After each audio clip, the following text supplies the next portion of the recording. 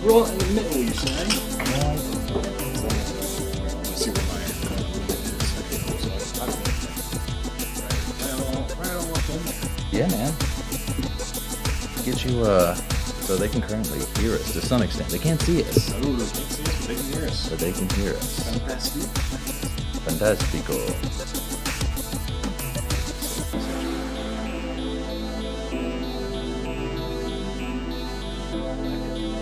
Yeah, man, that's you. Three Taverns, Atlanta Brewery. Great beer, lots of sours. They make good beer. See, I'm a big sour guy. Oh, if I would have known that, I would have brought more sours. No, it's fine because it's small and in the moment. Like if I drink a sour, I have to stick with the sour. Gotcha. So like, is crisscrossing you say like a dark stout and then a sour, it's just a bad time. Bit more of a headache the next day. That's fair. All right. What's going on, guys, and welcome to Trade Skills. My name is Bumio, and today we've got Justin Johnson in the studio. Jake's going to join us eventually. This is 180 episode 180. Wow, I'm peeking there. It's a little loud. Let's bump my microphone down a bit. Maybe that'll fix it. Oh, man. Anyways, this is episode 180. Today we're talking woodworking, wood turning, wood in general, Playing with wood, touching it, playing it, touching erections, and beer, craft beer. Everybody's favorite wood. Yeah, I brought a lot of darks today because I know he likes browns and such. Nice amber ales. Yeah, there's more so stouts. I love a good stout. Stouts and browns Hell yeah. is what we have here. If it's you guys' first time tuning in, thank you for being here. Welcome. If you're curious what this is Trade Skills. We interview people and drink beer, and when we don't have people to interview, we drink beer. And what kind of people might you ask? Talented and passionate people who have put a lot of themselves into something, fine-tuning their skill. These kind of people interest us, and we want to hang out with them and drink beer with them. Couldn't say it better. I love that. Yeah, right on. So what we usually do for anybody who is their first time watching, what we do is we crack open the beer. We talk about the beer a little bit, what it is, where it's from. We'll pour each of our beer in. We'll cheers it, and then we can drink it and talk about it. But we all cheer and drink at the same time. Fantastic. Whatever kind of cheers, whatever language you want to use. You want to use skull or whatever. I was going to say, got to go from the native tongue. So that's what we do. You don't necessarily have to pour a lot in there. Mm-hmm. We allow people to kind of, do their own sobriety. However, if they want to get nice and tipsy to have more of it. Yeah.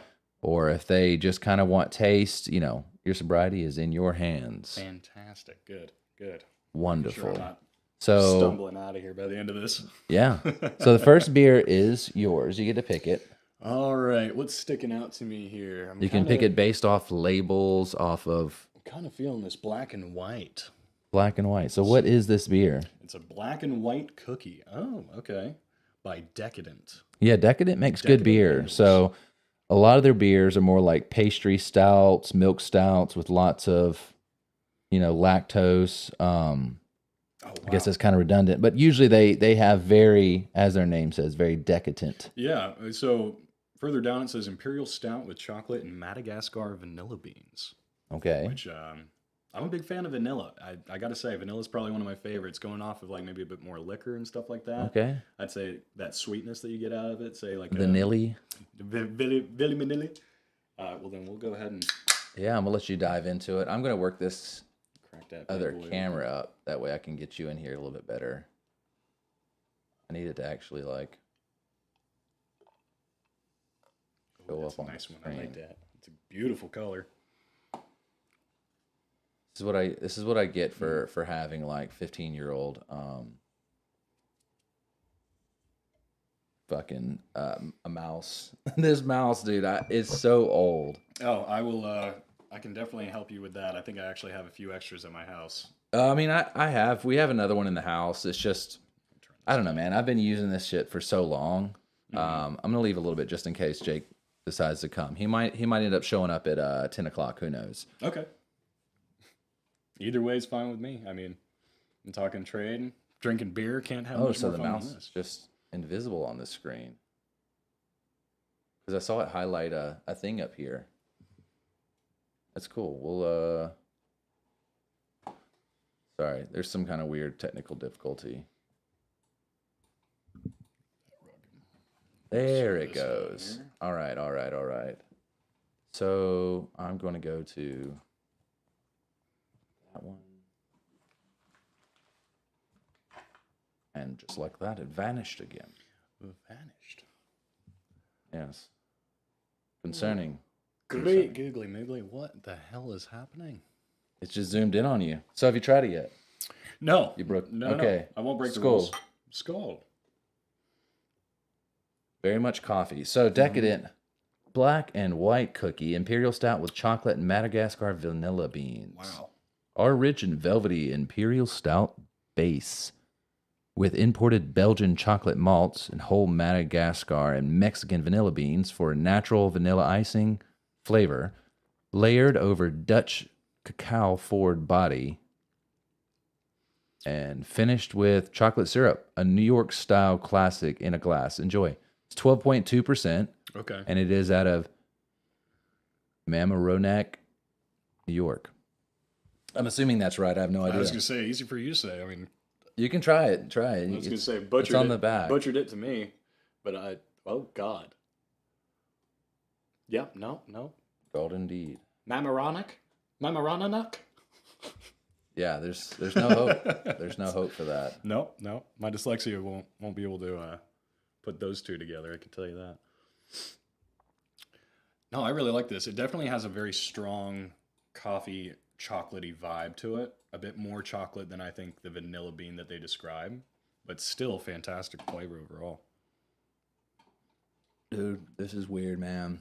That little monitor up there is like, nah, bro. She be bugging.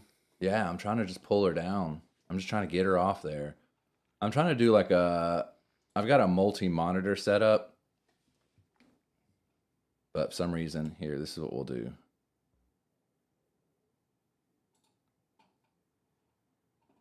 Maybe that'll make it easier. Yeah. Okay, there was some kind of weird bug. So, yeah, I'm going to do that. That's good. So while you talk, I actually want it to be focused on you. Well, that's fun. I like that. Update. There we go. Oh God, you see all my pores. No, man. No, man, it's great. It's actually, I forgot one thing. We're not even well illuminated right now. Oh, jeez. Yeah. How dare we? Prepare. Oh God, am I gonna be blinded? Probably. Is it a starlight situation over here? You will be blinded. I know this is off topic, but We can talk about anything. by the way, finally finished The Boys. Got caught up all the way through. It is a masterpiece. If you guys haven't seen it, highly recommend it. It's gory as all hell, but It is. It is. The penis exploding guy inside of the penis head is that one was bad. That one was really bad. A lot of dick. A lot of dick in the not show. as much, honestly, not as much as Euphoria. I realize that I'm talking so far back from this thing that I don't know if it's actually picking us up well. Oh no, I mean I hear you just fine, but oh, okay. Okay, maybe that's a little bright. Let's see here. Well, it looks like you got two different images coming in, two different Yeah, actually, brightness tones. this is an actually like a legit mirrorless camera over here in the middle. Gotcha. And what we're on here is, but what's cool is it's adjustable. So. Oh wow, you can just completely tweak everything with it. Yeah, so. Oh, sick transition. I love that. it's under the LumaWipe. If you go to LumaWipe, it's kind of hidden, but under LumaWipe there is a shit ton. Oh wow. Let's tone that back a little bit. We'll tone back that brightness. Tone it. Shape it. Let's see. Create it. Okay. So it looks like we're kind of blown out. So when the camera, so this looks really, really detailed in the small view. Yeah. But in the small view, this one doesn't. But when you actually like look at it, oh wow, it's decent enough. Well, I was gonna say this the right picture looks a lot more crisp than what you got going on the left. The left looks like it's got a bit more of a haze behind it in a sense, but it doesn't really matter as long as the guests or the viewers get to enjoy it and see that is true. Good image. That's all that matters. But yeah, so very gory, The Boys. If you've never had a chance to watch it, it is like a lot of other shows that are currently like at the top. You know, besides Stranger Things. You know, if you look at the Umbrella Academy, comic book turned into show. You look at The Boys, comic book turned into show. You look at Sandman, comic book turned into show. Yep. So if you dig any of those three, you'll like all of those three.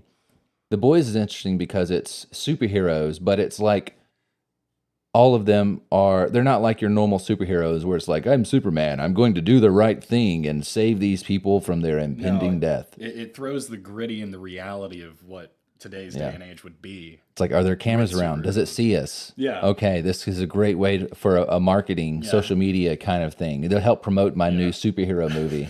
How's my publicity? How's it all? And they're all like, fallible people. Like, we look at A-Train within the first episode, hopped up on drugs and just runs through a girl. Yeah. Runs, not in a sexual way, but like he runs so fast that people don't even notice. She just gets mushed into a million pieces. And that actually brought up a great thought in my mind watching that first episode, because for months and months, friends of mine, were always saying, oh, you need to watch The Boys. You got to watch The Boys. And, I'm like, oh, just another superhero show. Just another, okay, all right, whatever. It is what it is. Yeah. But then you see that A-Train scene, and then all the gears in my brain started turning. I'm thinking, man, because I asked the question when I was younger. I was like, what happens when the Flash, trips or like runs into a curb or something? Yeah. Does that curb comes just to a complete explode? It's completely gone. Probably. What happens when you do that to a person, or you accidentally run into a person? They're gone? Poof. That's exactly what happened. And sure enough, I was like, wow, okay, well this is kind of answering some of my childhood questions when it comes to the actual reality of superheroes. What's kind of cool about that show as well is it takes the point of view of people at the very bottom, Yeah. Oh, absolutely. Like you're seeing people who are just basic humans with no superpowers and how they deal with these people around them and how, what kind of impact that and destructive stuff, like tearing through houses. We never think, like when we see Superman movies or cartoons or whatever, when Superman's getting, punching somebody through a building, we don't think much about it. But what's cool is that Superman just knocked the shit out of this guy through 14 floors. That he did. That corporate business is done for at least a good few months. all the employees are fucked. Yes, they're smushed. So it's a very interesting show. Let me adjust something real quick. Sure. There's just something with one of the cameras, or not with cameras, but one of the lightings.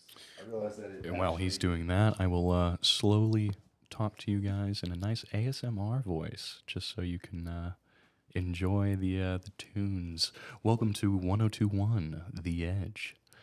Oh, okay. That might be a bit bright. I don't know. Oh, it's good for me. It looks good. Yeah, I just wanted to have full.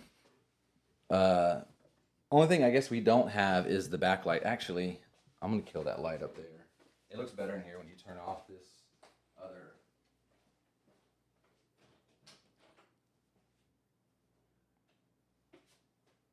Yeah, no, I feel like that sets the tone, sets the mood a bit more. That way, all of the lighting is actually just in the studio, and it's not just lighting in the building that's coming from other shit. Oh yeah. But yeah, so this is the Insta360 Link camera that we're using currently, and this is my Sony A6400. So it looks good, I could probably zoom in a little bit more. Ooh. To allow us to be a little bit more in frame. So something like that. Okay. All right. Yeah, but I honestly, even though the colors, the saturation's a little funky on this one, it's something that I probably just have to work on. Usually in the settings, you go in here, you configure your video. I think the saturation is probably a little high on it. Ooh. Is it taking old timey, black and white? Actually, reference. Black and white. Black and white. The beer we are currently drinking. Is the beer, is the tone, is what we think, yes? Yeah, so you've been doing some Twitch recently, right? I have. If you guys are interested, I do a little bit of gaming in my free time, and slowly just trying to develop my my following within the Twitch community and figure out how the hell to do it. But it's a tricky one, man. It's just really mostly is. it's like being consistent. Honestly, just being consistent. So if people they'll come back to see you if they know you actually have a schedule. So that's exactly what my current step is. Like I finally got all the gear. I've got all the supplies, the mic, the headphones, this and that, all the webcam, all the utilities that I need. Now it's more of like, all right, well now I have to be the adult that I need to be and figure out what my schedule is and how I can make that more of a consistent basis and more of a consistent viewership. I just chose a day. I was just like, I was decisive. I chose a day and was like, all right, Monday nights. And then, with Jake, we were like, hey, what do you think? 8 o'clock, 9 o'clock, 10 o'clock. We're like, oh, well, sometimes people are working late, especially industry. Yeah. They're probably going to be getting off a little bit later. So if you go on early, chances are you might miss a lot of them. Right. But also some people who work really, really early jobs, they might catch like the very beginning of it. Yeah. So most of these shows, especially if they're 2 hours long, people are going to pop in and out, and that's kind of just the nature of the show. Yeah. Or the nature of the beach, of the. That's the life of Twitch. I mean, that's just how it goes. I mean, if you're able to consistently have that, consistent viewership, that's fantastic. Yeah. But if anybody new who's watching something, you might find a new interest, a new hobby or new outlet of some sort. And I got to say, I absolutely love the idea of this entire setup. It's a great idea. What, just like hanging out with people and drinking beer with them? Hanging out, drinking beer, talking about shit, having a good time. I love it. Like it not being super, even though I've got like notebooks full of stuff, it's like not really, really scripted. I have things in my mind that I like to ask. But other than that, I let the conversation just roll as I think it should. Just let it flow. Yeah, you don't want it to feel like you're just doing an interview. Right, I agree. You want to have that. Because you've seen plenty of interviews. Yeah. Like, not saying we're ever going to get to this level, but it would be cool. But think of like, instead of it being a really fine-tuned interview with somebody like Robert Downey Jr., let's just say for an example. Yeah. These fuckers fell off. Just can't have nice things. But yeah, so instead of having a really refined interview and somebody just really being on their shit and asking the right questions, that you just have Robert Downey Jr. just fucking hanging out with somebody. Dude. And just you're getting the real them. You're getting the goofiness. You're getting it's not scripted. It's just like fucking hang out with me and let's talk. Well, and not to steer direction from the show itself, but like with Hot Ones, I think Hot Ones is possibly the most brilliant like interview setup for a show. It's a brilliant idea. Because it really takes away from, hi, welcome, blah, blah, blah, blah. You're going down the rabbit hole of, let me go down my list and figure it out. You just get the same regurgitated information that. Yeah. And he's actually really good about doing his research. Most of these people he has on, there's just a plethora of information out there for them to look up, Yeah, absolutely. Let's say you have somebody like Jack Black on or like Jeff Goldblum. You've got 40 plus years of information, and he just gets in there and does his research, and he just asks the right questions. He asks the hot questions. So I definitely dig that show, and I like that there is some, like, he does follow questions. There are questions that he has, There is a but script. there's some There's a build. deviation from that. Yeah, there's a build, but that's the beauty of it is because that was the hotness, that Right. spice that they're taking down. It really breaks down their inner being of this. Oh, I shouldn't say this. I can't say this. Right. No, you start seeing people lose their shit and start sweating. They're like, "Oh fuck!" And they're saying all the curse words left and right. Like watching Gordon Ramsay's was possibly one of my favorite ones, just because of how terribly he did amongst them, just complaining almost the entire time. Not to talk shit about Gordon Ramsay, fucking love the guy, good cook, great shows, but watching that, it was really funny watching him kind of lose himself in the process. That's one thing that I like about this show is that not everybody drinks, and that's okay. But part of what I think is great about this show is that, you know, sometimes people come on the show and it can be a bit daunting. You know, there's multiple cameras and there's lighting and there's monitors and all this kind of stuff. It's a setup. Yeah. It could be a bit daunting for some. And it was daunting for us. It still is at times. So beer is kind of the lubricant for conversation. And after 2-3 beers, people start getting a little loosey-goosey and, you know, everybody just kind of has a good time. Now, are there things that we need to improve? Definitely. Lots. Always room for improvement. I'd like a better studio setup. I'd like, you know, all in due time. I think that this kind of thing is nice that you weren't sitting on one side, but eventually I'd like to get away from that. Yeah. So kind of run it more like, say, like a Joe Rogan where it's, you know, across the table. yeah, I think that communication's a little better that way. I think with body language as well, with me being facing to the side of you, well, I feel that's like one of the things I'm thinking about now is like I should be looking at the camera, but I'm talking to you, so I can't help but look over to you because I so feel it's disrespectful in this. the setup is not ideal for interviews. It works, but it's not ideal. Eventually, so we purchased the wood shop today. Oh, So within 2 to 4 weeks, it should be getting installed. dude. So we're gonna have to basically like do all the drywall. We're gonna have to hire electricians to come out and do all of that. But once that's done, everything's getting moved in, and it's a fully functional workshop. That'll be great for future episodes. Yeah. Being able to show off woodworking in a better kind of setup. Oh, I literally can go with the mobile setup. I can have 50-foot Ethernet cable go all the way over there, and then I'm right as rain. But another good thing that it does is that it clears up a lot of the space. You guys can't really see it, but I mean, there's shit all in here. A lot of woodworking stuff, a lot of stuff that doesn't really need to be here. So when the wood shop is built, this table will be gone. I'm okay with that. I hope for that. As much as this table has gotten us by for so long. Dream. Yeah, this table has been here since the beginning of Trade Skills. It'll be nice to have an actual table that's designed for that. So we're not sitting on like these hard chairs, that there might actually be like computer chairs, like decent computer chairs, and then people can kind of be comfortable. And, you know, I kind of want more of a setup that will allow people to be a little more comfortable. I totally understand that. But then around as well. Yeah. Well, I was going to say, what I kind of like about this now that I think about it is this kind of gives you more of like kind of like a bar vibe. I mean, you're hanging out and you're sitting across, you know, along the bar with your friends, having a conversation, drinking a beer. Can't go too wrong with that. That is true. But it's nonetheless, I mean, having a larger space, more of a diverse area to work with, that would be. I mean, that's even something that, like, when I have the actual like studio built how I want it, that's something I can build into the green screen. So what I want to do eventually is have that barrel moved over, worked into the green screen. It'll be on wheels. I'm going to put it on wheels. We're going to put a nice little coating on it. Yeah. But barrels, whenever I was in Ireland, I drank beer on so many barrels. That was like most... like their table, so to speak.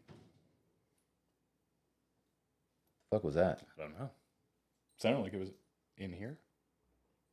Oh. Jake's coming in the wrong damn door. You can't go in that door, Jake. Door's locked. Door's locked, Fucking bro. idiot. Give me 1 second. Jake, go the other way. God damn it.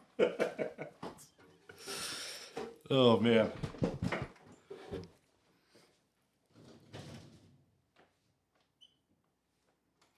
All right.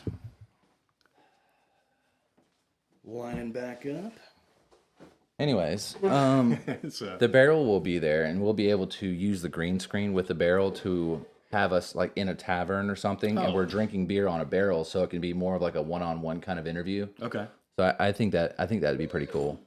I love that. Hey, hang on. Gotta at least say hello. Hello! Bring it in, brother. All right, good to see you. Good to see you. Well, gentlemen, I have apologies to make Go grab a glass. to each of you. Oh, it's okay. We're just getting ourselves all situated, as it were.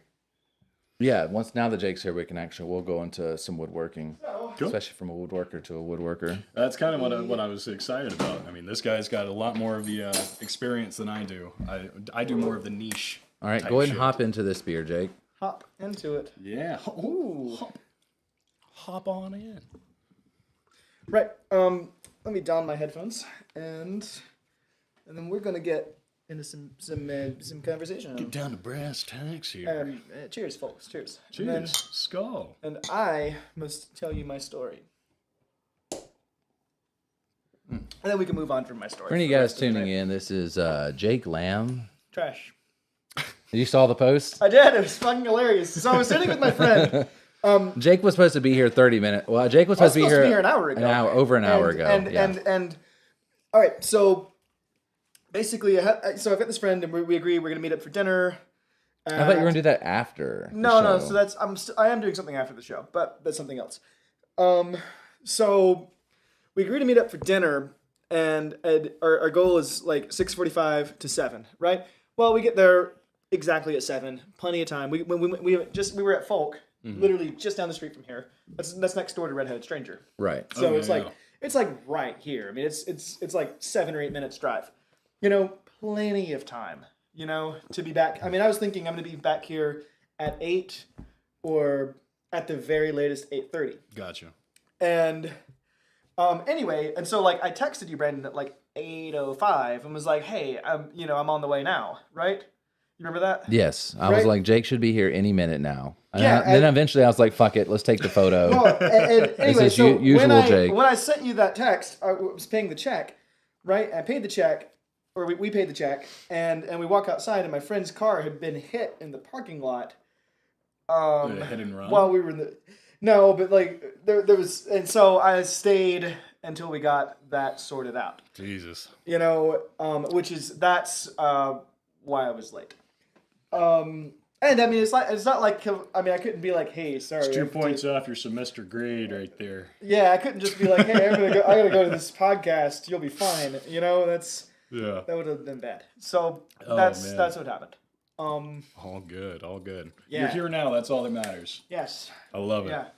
I love Fuck it. is trying to goddamn text me right now. My mom's calling me. Mi madre. Mama. I got that. Monday Give night me a brew. sec. Ooh, Hello. I like that. Hey, Mom. nice. I I'm can live hear your mom on on the microphone. Oh, that's okay, Mom. You're live on the internet right now. Yeah. Oh, that's Oh, I love you too. Wait, stay and talk with us. that's fantastic. I love that. Come on, nice it's the and internet. Yeah, Monday night. Nice All right, and love warm. you too. That's an Can Atlanta I brewery. call you tomorrow morning? I like that. I like All that. It's right. like a party piece. I'll do that. I'll call you tomorrow morning. All right, love you too. All right, bye. Gotta love a mom. Oh yeah, you can't ignore them. Can't ignore. No, if you ignore them, then you're in the actual doghouse. Exactly. So it's a rough time. All right. This honestly, this single camera has replaced so many cameras. I almost don't even want to bring this 6400. Like the 6400's nice, and that's what Fuzzy. this is. 6400's nice. It's got a bigger sensor. You might not be able to tell it, but the detail in it is much better. It's quip. But with this one, if Jake's talking, talk Jake. I'm talking right now. Blah blah blah. Jake. I'm using words. And then and then Justin starts talking. Yeah, woodworking and things like that. Yeah, and then I'm like, Or Yeah. Woodworking. Now go back to me because that's who the story's about. Ah, yeah. This is where Jake holds up his hand and commandeers the. It's me, myself, and I. Jake commandeers Yeah, and now it knows to follow me. It is actually a lot of fun. Brandon was giving me a bit of a rundown of it earlier before. Dude, going this is live. it's an amazing, incredible setup. It's actually, I mean, it's my favorite addition to the show in about a year. But yeah, man. I don't know. I really like the microphones. I think we sound really great, especially when we get right up on the microphones. So I do want to eventually have a better table. Like, not saying this table is not great, but it's not designed for this. You don't love my table. I do. This table is as much as trade skills as anything. But whenever the show changes and this moves into your wood shop, I would like actual proper podcast arms coming out of the table, and each of us kind of. That's I know what you mean. So we can we can be sit here and we'll just have arms that just reach out and embrace us while we do our thing. Yes. It gives us a nice warm In hug the when we're arms talking to each other. of the angel. Wouldn't that be terrifying if you sit down in the chair and the table just has these two arms that just reach out and just hug you? Reach And we're out. just I think it would actually be very frightening. We can only do bullshit covers of actual songs for copyright infringement. So Sounds right. All right, so gonna zoom. what have we covered so far? What did I miss? I haven't missed much. Just kind of more of an introductory, kind of talking about. We talked about the boys. We talked about beer. Talked a little bit about the boys. Talked about the beer. I do a little bit of woodworking. I know you do. We haven't even talked woodworking. about it. I wanted to wait on talking about the woodworking until we have our other member who is actually Involved. woodworker. Who's that? We talked about us. Show us. What is Avery saying? Show us your. I gotta get to that other screen. Show us yeah. your wieners. Avery, right. stick around. That's Might be my wiener. It might be a specialty time. Small and flaccid, right here. Yes, I've named my wiener Jake. I hate you. Oh man. Okay. But yeah, so I'm excited to actually have arms coming out and arms coming out of the table. Yes, and actual microphones getting close to the guests, so when we talk, we're heard clearly. No. Instead of it kind of so the further we have it out, Crispy. right. Quiffy. So the further we have it out, the less of our voice it actually gets. So there's a lot of the other sounds, the echoes. I'm going to eventually work on the soundproofing of this, but if we get it a lot closer, you get a crisper sound, and this is actually closer to what you would hear in a podcast. And if we want to take some of this later and actually turn it into a podcast, we'd be able to. And it's easier when it's clear like this versus when we're back a little further like this, and you're hearing all this echo. What? What did he say? Yeah, so that's something I want to work on. And we talked about the wood shop being bought 2 to 4 weeks. We're gonna have a wood shop out there. We're gonna have fancy. a whole setup. Guys, expect eventually to have episodes done within the wood shop. Yes.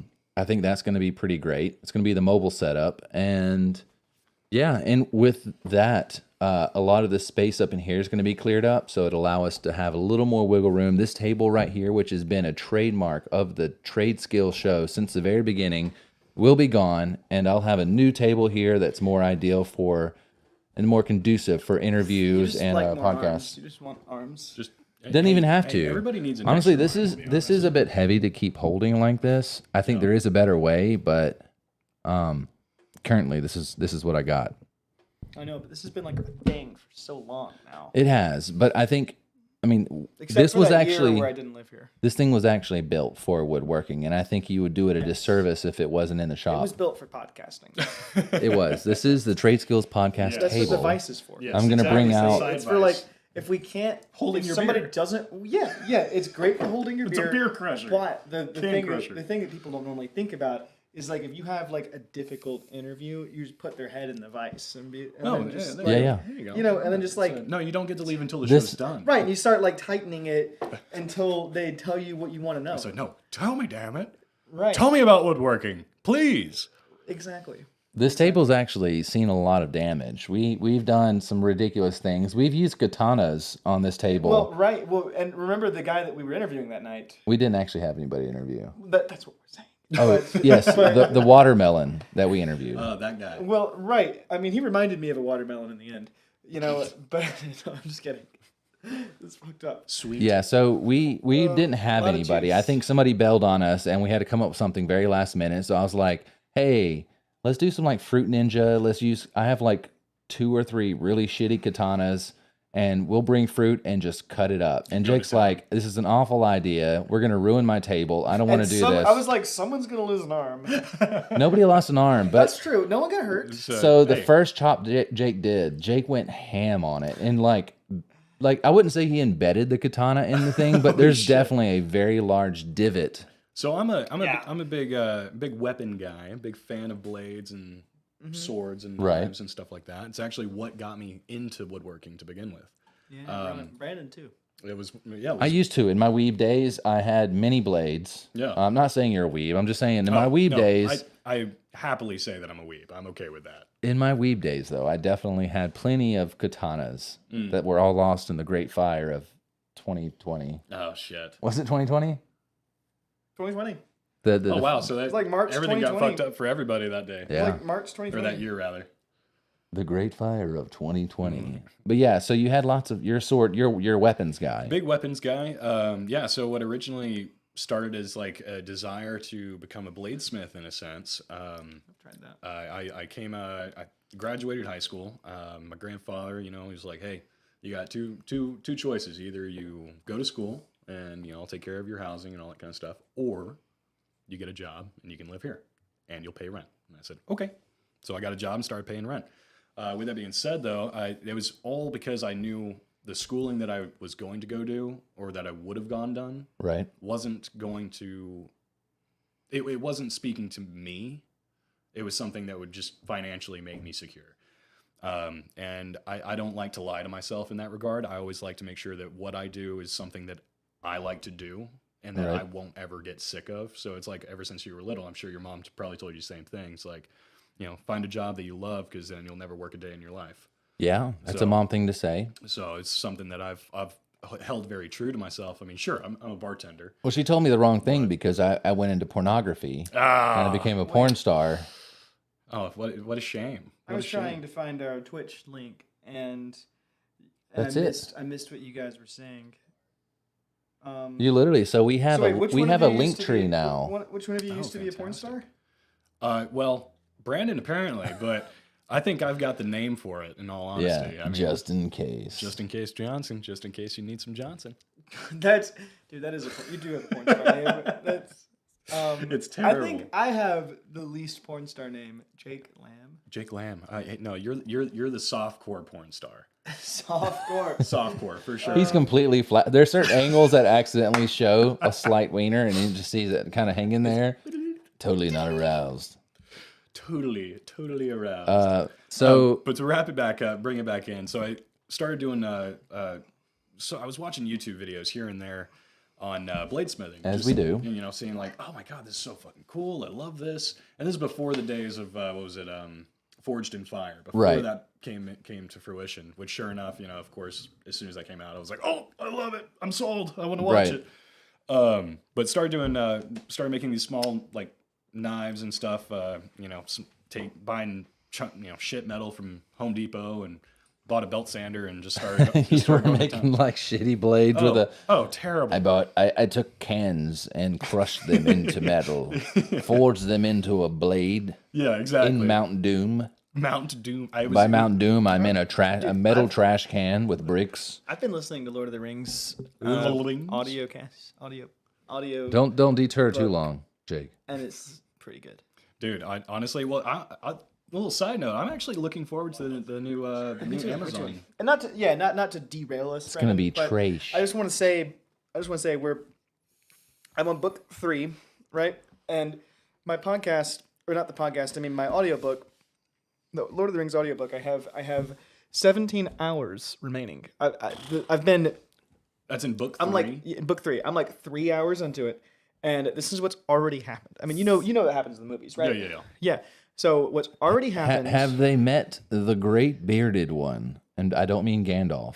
I mean the one that held the ring and was like, "Cool ring, bro." Oh, and tossed it back. Tom Bombadil. Bombadil. Bombadil. Oh, Bombadil. He's a merry fellow. He is. He just, he Dude, soothed like, the cool trees. ring, dude. He And soothed the trees with his song, and they were was- like, "You got some Marvin Gaye Dude, vibes." he was Get by some far Marvin the most Gaye. hippie character that's like from any book ever. But I man, mean, he just wanted to leave the trees he just wanted alone, to smoke man. weed. Bombadil's hang out like, in the "This is a forest." cool ass ring, bro. I don't know what it does." He puts it on. It's cool. I don't like it. I mean, you can have it back. I mean, it's Yeah. okay. Yeah, that's what he did. So all right. Can so I smoke out of it? okay. So what's already happened? No? What's Oh, already okay. happened? I am 3 hours into the final book with 17 hours remaining.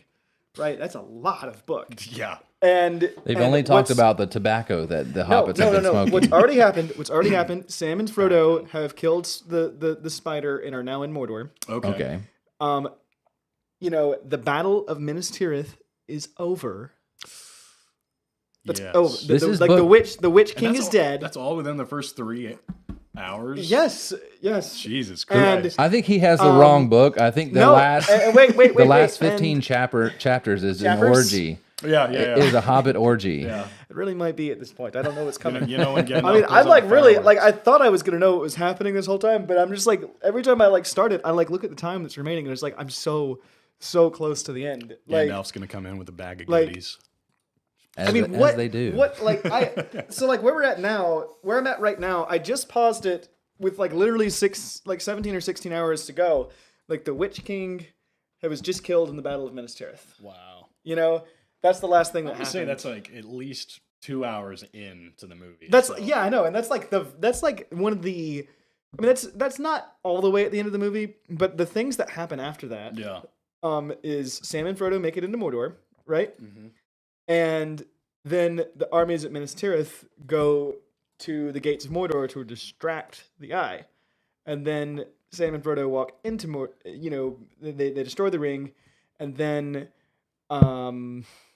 He loses a and finger. then the Eagles, and that's all that happens. Mm. And it's like I have 17 hours of that for that, and so I really don't know what Well, is coming. It's an orgy. Well, no, that's one of the things though. Is like the beauty of like the books. I mean, I am not a reader Right. at all. I'm a very visual learner. What does that say? Lord of the Dingus. Sorry, I'm just being silly. Lord of the Edor. Edor. Lord of the Wieners. I never. So, I would say that what I'm really curious to hear about is the future of the next 17 hours you have involved. Because with that being said, like What? going back to like say Game of Thrones or something, like there's so much information that George R.R. Martin had put into the books that Right. just gets negated from some of the writers and creators within the actual show itself. There's only A so lot much of- they can show a without having lot a of, 30 episode season. That's true. Oh, That's no, true. no, absolutely. I mean, a lot of content in Lord of the Rings did get cut. I mean, Lord of the Rings was very much like the Game of Thrones way before, yeah, and absolutely. far better done. Honestly, more consistent to say the least. yeah. Well, I mean, I just think it was. I mean, definitely having gone through and read most of it now. Yeah. I mean, well, I do this thing where I'm like half audiobook, half book. Mm-hmm. So I have the books upstairs, and like once I get into the audiobook, I start to get like, okay, I really want to like, take like when like a have book your really voice in your catches head you, reading it. like like when a book really catches you, Yeah. it takes you an hour or two before it's good, and you have to kind of like you're kind of treading water, Yeah. and then after a while, you're like, Playing okay, the this guessing is game. Am I actually into it? right, and then after fuck off, and then after a while, you decide you really like this book, and then it's hard to put down. Yeah. Right. So like usually when I get to that point in an audiobook, I have the physical book, and like when I get home and I'm not working anymore, I'll open up the physical book and read that. Yeah.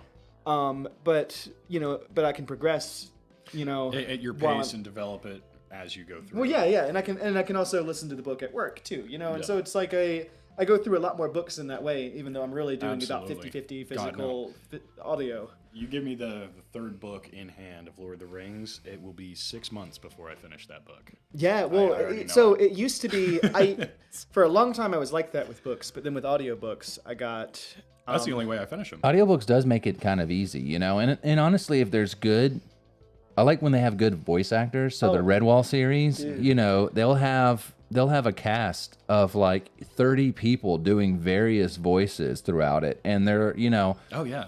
It's awesome, and they're The Lord of the Rings audiobooks that I have are the voice actor is Andy Serkis, the guy that plays Gollum. Wow. And he does great work. such Yeah, a no, good I job. I love mean, his- it love is his tone. it is really. I mean, like, you know, yeah, he sounds just like all of the characters from Lord of the Rings, like as you heard them in the movies, you know, except you're getting like the full story. Yeah. And then, I mean, I don't know how he pulls off a perfect Gollum, a perfect Gandalf, a perfect Frodo. Dude, And I mean, it's, they've got full-on it's interviews so good. with that guy talking Yeah. about his audiobooks, and he said they're like, so how do you do like a Frodo? And he's like, well, with a Frodo, I do 110, and then they're like, well, how do you do like Gandalf, for example? He's like, well, Gandalf, I have to kind of, and you know, he just kind of change. You see his face change. Oh, And his absolutely. voice changes with it, and it's awesome to watch him do it in real time as well. Dude, I've gone through a lot of audiobooks. I've heard some very bad voiceover, like sort of some very bad reading, like old kung fu movies. Oh no, yeah, We come from the Tiger Clan. yeah, Give yeah, up yeah. the I've scroll gone of the through- 7 cranes, and we there's- won't kill you. There's this book that I love. There's this book that I absolutely love called the Night Angel trilogy. It's 3 books long. It's like kind of high fantasy, Lord of the Ringsy. Okay. You know, it's really good. I remember I got into it like in college or something, and you know, and like I recently found the audiobook, and I was like, I'm gonna buy the audiobook, right? And well, I realized like I got through like 2 audiobooks, but I was listening to like a slightly abridged audiobook, and it was cool because it was like it had a full cast, which I Oh, love in an wow. audiobook. Yeah. But the downside of that was that they shortened the source material a little bit, and so it was like, okay. Yeah, you're not getting And a so full grasp of it. right, and then like I want this to. I mean, I was going through it too fast, so I wanted like the long one. So I bought a different. For the 3rd book, I bought a different audiobook, right? Shout out to Audible. Yeah, I love Oh, I Audible. fucking It's love so Audible. fucking good. That's like the best thing Amazon's ever done. Oh, 100%. And Audible? It's like the one Oh wholesome yeah, thing and that they've done. you pay like next to nothing, and they give you credits every month, and you're like, I never thought I would want to listen to this book, but here we are, because I have a free book to get. Audible really is like one of the most wholesome things that I have. I mean, I Noted, we love it. also are not sponsored, but would love to be sponsored by Audible. We are so small they'll never see us. Come on. So sponsor us. to get away from not gonna do audiobooks, let's get into some beer. The next didn't beer. finish. Sure. Oh, sorry. Continue. Sing. You're 3 hours into a 17 wait, hours left. Wait. All right, so the, you know, so I get the 3rd book and I get an unabridged version, but it's a different guy voice acting it, and he, it was like so dry, you know, it was like it's bland. exactly one tone the whole thing. He also mispronounced the main character's name the entire book. Like What'd he say? his name was Kyler, right? It's spelled like that, but he pronounced it Kylar, like Kylar. that, and it just sounded so dumb. Frodo went to Gadolf, Right, Frodo and Gandalf at Dildo Or- Baggins' house. Yeah, I mean, Mount Dome. like, yeah, he had like other things that he mispronounced like that, and it was like, and they're just like such obviously wrong mispronunciations. He must have just been like fucking with these people. Like he's like, man, they're only paying me $200 to this whole fucking book. There's no way. I'm not doing this correctly. There's no way, you know. No, that is an unnecessary amount of feeling right there of like, oh yeah, you know what? Here, I'll do the voiceover, but you know what? Dude, The names are all good. wrong. I mean, it was still enjoyable. It was still enjoyable, but every time he said the main character's name, I just like cringed a little bit. Now I will say, to just a little bit more onto the audiobook topic at the moment, talking about like the voiceovers and all that kind of stuff. I mean, I'm a big advocate for voiceovers. That's one of my dream jobs down the road. You know, Yeah. I absolutely love to do that. I know a But- guy. Really? Yeah, I've got a good friend that does that. I'd love to. Well, Let's get him in on the show. I have had him on the show. We've had him. Alex. He teaches STEM at the moment. Oh, He wow, went to that's school awesome. for animation, That's for like Pixar and Disney movies, and then he He was on the started watermelon doing. episode. Huh? What? He actually taught me how to do OBS because I got it and didn't understand anything about OBS. And he's like, I'll show you the basics. And, you know, here we are.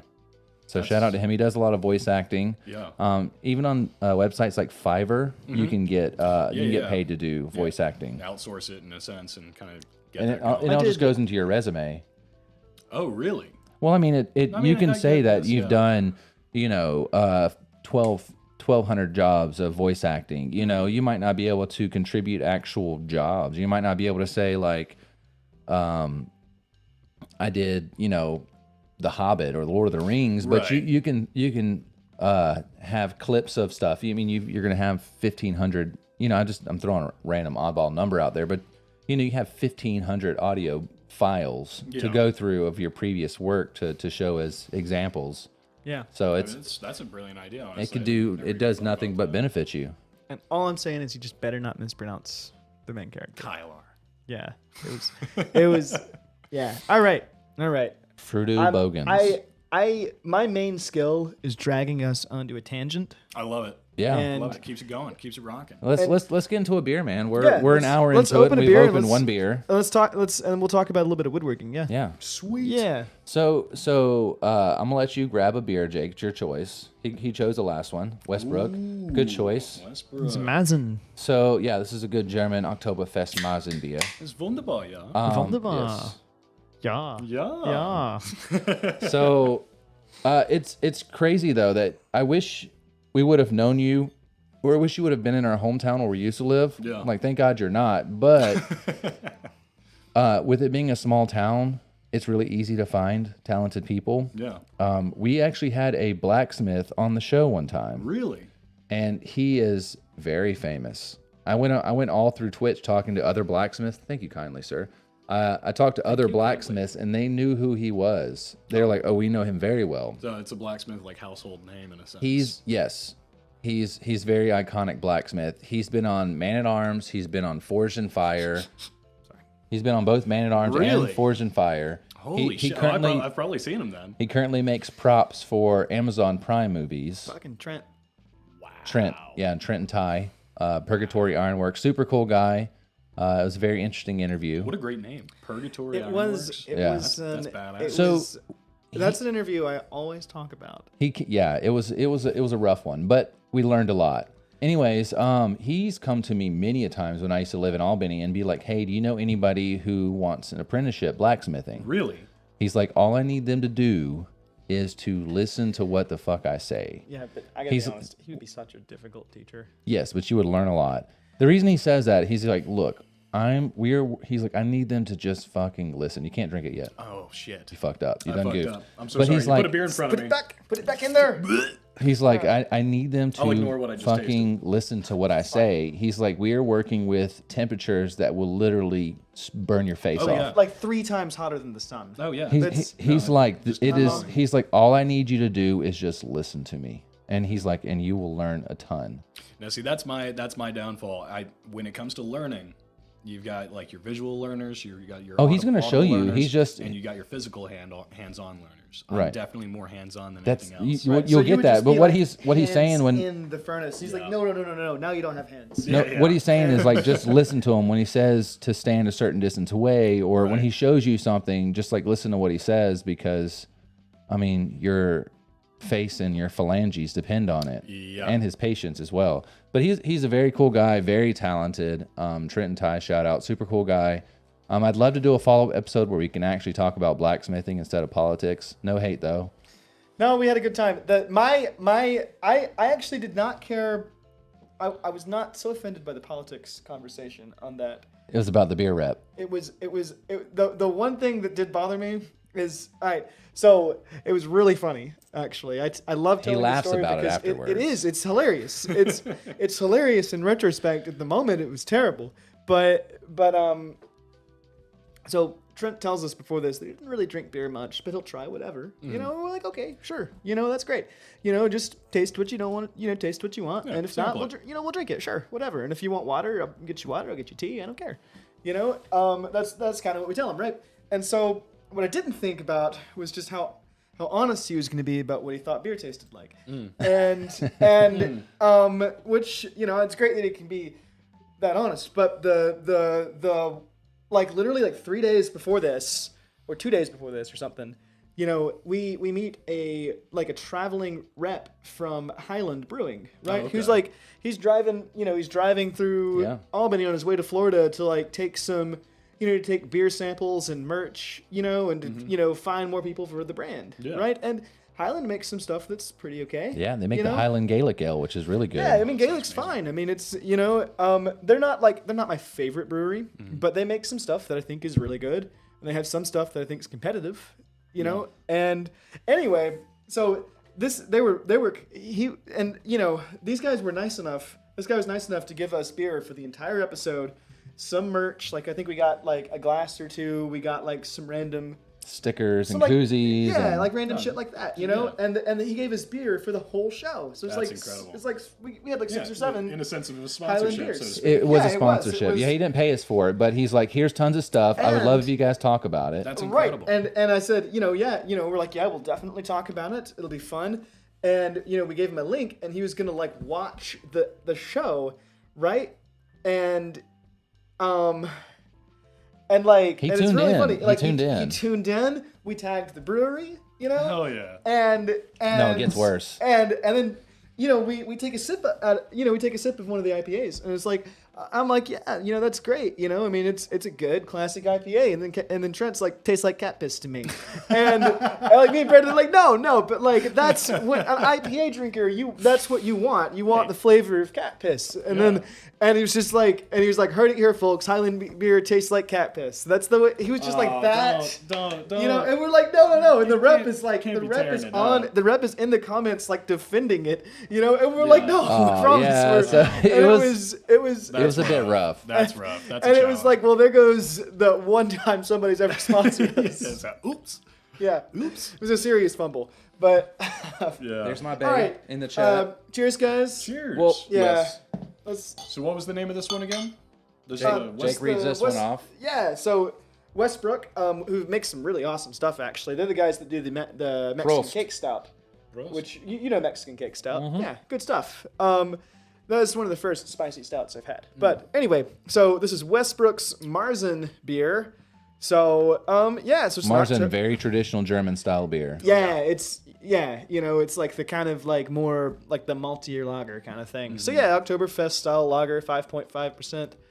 Read this side. This is ABV. going to be nice. So, the Marzen beer, this is an Oktoberfest style amber lager brewed with Munich and Munich malts and hopped with German noble hop varieties. The Bavarian lager yeast leaves a clean malt focused beer perfect for drinking by the liter outside in the cool fall weather. Beautiful. Keep cold and drink fresh. I love Yeah. it. Cheers, guys. Cheers. Yes. Prost. Prost. Skull. Skull. It's German beer. We say Prost. Oh, Prost. No, you're right. Let's go to Germany for Oktoberfest. I'm down. You don't want that hell. Oh, please. I would love 200 beds. Oh no, I had a great time when I was there, and it's like the tent I stayed at is like a huge fucking tent, 250 beds total, like bunk beds, but it was really cool. Like met a lot of people, and it was I want cool thing I want about it- hell. I don't want peace. I only want problems. yes. No, it was really. I had a really fantastic time in Munich, and I didn't think I'd like it as much as I did because I mean I love beer, and bad beer in Munich is much better than bad beer here. Yeah. To be It's- honest, it's very this good. this beer is really it's a very simple, very classic style beer. I like that they didn't try to rock the boat with this one. They went very It's not too. very clean with it, very traditional in old a school, sense. It traditional. It is old school, yeah. Yeah, so this is, as I say many times, this is easy drinking. This is a solid beer. Absolutely. No, that's. Your lady's in here too. Oh, fantastic. No, one of the things that I would say though about Germany and their beers, I had no idea. So I think it was 2017 was the last time I went. I actually have family a little outside of Frankfurt, so I went up there, had it was a 2-week staycation, so to speak, with them and some of my grandparents and whatnot, because my grandmother on my mom's side, she's full-blooded German, so she got to go see her sister, all these cousins and stuff I haven't seen since I was a wee lad. Right. But going down there, and I had no idea that water costs more than the beer. Yeah, Which well, just actually, blew that's my mind. a lot of Europe. So you can had some no places idea. will give you tap Yeah. Here, let's come over here. Yeah. Some places will give you tap water, but a lot of times they'll give you, when you ask for water, they'll either give you bottled or they'll give you sparkling. Yeah. So that actually will cost more sometimes than the beer and the wine, which is why I usually drink beer and wine. Well, yeah. Or, you know, I'm Yeah. obviously going to choose beer and wine over I water. mean, when I saw that the cost, like you went out to eat and you can get a beer for less than you would get a glass of water, I'm like, no, I'll stick with beer. I'll stick with that. Yeah, That's a good one. I remember my first day in Berlin. Oh. I I hear people cost more than Curry. water, so they do. They do, yeah. Curry 96. Did you go to a Curry 96? Curry night, is that a restaurant? It's like a chain. It's a bratwurst chain. What was it? It's a currywurst Curry chain. 96. Yeah, no. Well, currywurst is bratwurst. The thing is, they like to put their curry ketchup on it. It's ketchup with curry. It's not that good. Well, but not all currywurst. Currywurst is kind of infused. It's meant to be infused. I mean, it's. But I love But curry ketchup. I do. I don't like ketchup, and so Ketchup my first is time, I was just blasphemous. like, yeah. You might have a disagreement on that. I'm not a ketchup fan. Not a ketchup. Okay, well, Not a I'm ketchup not fan. crazy about ketchup, but I will say that certain food items are elevated with ketchup. The one I'm sure if you eat a turd, that if you put ketchup on there, it would taste better, to be honest. But all right. Since we're on this condiment topic, mustard, I got- mustard is king in Mustard my is world. the best condiment. I gotta ask you. Here's Horseradish. here's my challenge for you. Oh boy. Ranch or blue cheese? Blue cheese. Yeah, blue cheese all day. Okay, cool. Ranch All is right. terrible. I'll take it. I grew up with in a ranch household. I loved ranch. And then, You grew up in a ranch. in a ranch, on a ranch, You scoop drinking ranch, parts of the wall, and it's sweating just ranch. Yikes. That's what Texans do. I They just don't leak like ranch. I don't like mayo. So when I don't like mayo either. I tend to No, avoid. no. I avoid mayo in almost any instance, and yeah, and I don't even know why, but it's just. I mean, I just So naturally. when you moved to Nashville, Yeah. were you upset when you found out that ranch water did not actually have ranch in it? I was furious. I was furious. No, Could I you- expected wait, them just. wait. I expected them to just take water and pour it into ranch and put it and can it for me. That's what I expected, and you gave me a fucking seltzer. I always thought it was, like when you make ranch and then you let it settle and you get that little film on the top there. That's the ranch water? Yeah, Jesus. They're just strain that out. Yikes! Big yikes! Big. That's pretty gaggy. Think about that. All right, so mustard, the specifically the whole grain Whole grain. mustard is 100%. Like the stone ground, Stone the good ground. Yeah, stuff. that that is the best. It's the real deal. That is The the German best mustard, condiment. the Dutch mustard. That is the best condiment. Actually. Followed slightly by horseradish. Ooh. Okay. Yeah, I like horseradish. Are we agreeing with me? Yeah. I didn't think we would agree with me. Horseradish sauce? I- I'm Would for you it. say I like soy it. sauce is a condiment? Soy sauce is good. Absolutely. So it's soy sauce is a condiment. Yeah, and you add it to your rice. It's considered a condiment. yeah. I think soy sauce is up there. Ketchup to me is below all of those. It's well, ranch. I'll Ranch eat is- ketchup before I eat ranch. Oh yeah. Really? Yeah. Yeah. Wow.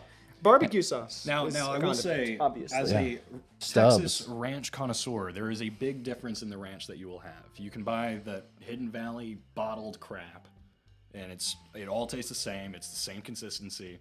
Or you get the buttermilk ranch packets, and then you make your own ranch. You know, Albany, It's the real deal. our hometown, is famous for a mayonnaise-based condiment. It is the yum yum sauce. It's from Albany. Really? It's from our hometown. I had The no yum idea. yum sauce. Yum yum, really? Yeah, the Ho family. They're a bunch of hoes. Their last name is Ho. Terry Ho, Robert Ho, all them hoes. I can only imagine what the Christmas card looks like. Yeah, ho ho ho.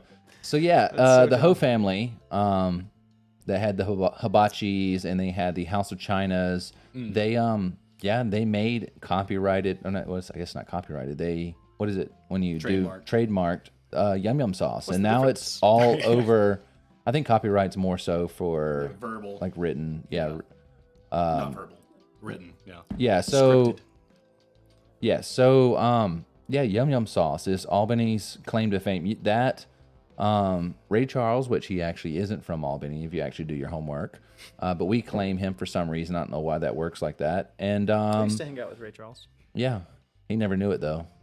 Yeah, he didn't know it. And I guess we have Philip and Luke Bryan, which that's technically Lee County, but it's a Fucking Luke county Bryan. of, you know, I would say that's still kind of Albany, Doherty County. People in that area would not agree, but it'd be kind of like saying that where we are currently is not Nashville, even though we're in Davidson County. Yeah. Yeah, Well, this is Nashville. yeah, it's all kind of within the greater. Anyways, greater good. yeah, so that's our claim to fame. I think actually the best thing that's come out of Albany is the yum yum sauce, even though I don't It's I don't touch definitely- it because it's mayonnaise based. It's definitely a better thing than Luke would- Bryan. Yes. Philip Phillips. If you ask me, would you rather listen to Luke? No, actually, I'll take Luke Bryant. I'd take that over yum yum sauce, to be honest. I'm just not a mayonnaise guy. And it is, I remember I've made it before. I used to work at Hibachi in my youth. Really? And we used to make the ranch in house and we used to make the yum yum sauce in house. We took the giant, like, 10-gallon, they were probably 5-gallon tubs, the big tubs of soy sauce. When they poured the soy sauce out of it and used it for whatever they did, there was all the soy sauce residue in there, Yeah. and they would throw in all the ingredients. You know, just original mix it. Yum Yum has ketchup in it. So they'd toss all the ingredients in there, and they'd pull out a power drill with a spinning Whisk type bit. thing. Yeah, it would literally be like what you drill into the ground, like the big drill heads. Yeah. But they would do that to do all their mixing, and then you would have your Yum Yum sauce, and now they're a multi-million-dollar company. Hey, that's the way to do it. Yum right Yum there. sauce sold all over the world. Shout out to Yum Yum sauce. Fuck you. No, I'm kidding. So yeah, getting back to the woodworking. Yes, So yes. you brought us a Got lost. bag I brought of us a some of the crown stuff bag. that you do. So Small stuff. so this is, you are currently getting back sword? into the just a woodworking, little, right? little house knife. Yeah. So Maple I sword. I took the. He did tell you that he was a blade guy. I'm a blade guy, so if I could make What, a wooden knife, I would make a wooden What knife. woods are these? So the two woods, the Let's see if Jake can do it. okay. It's Yeah. maple.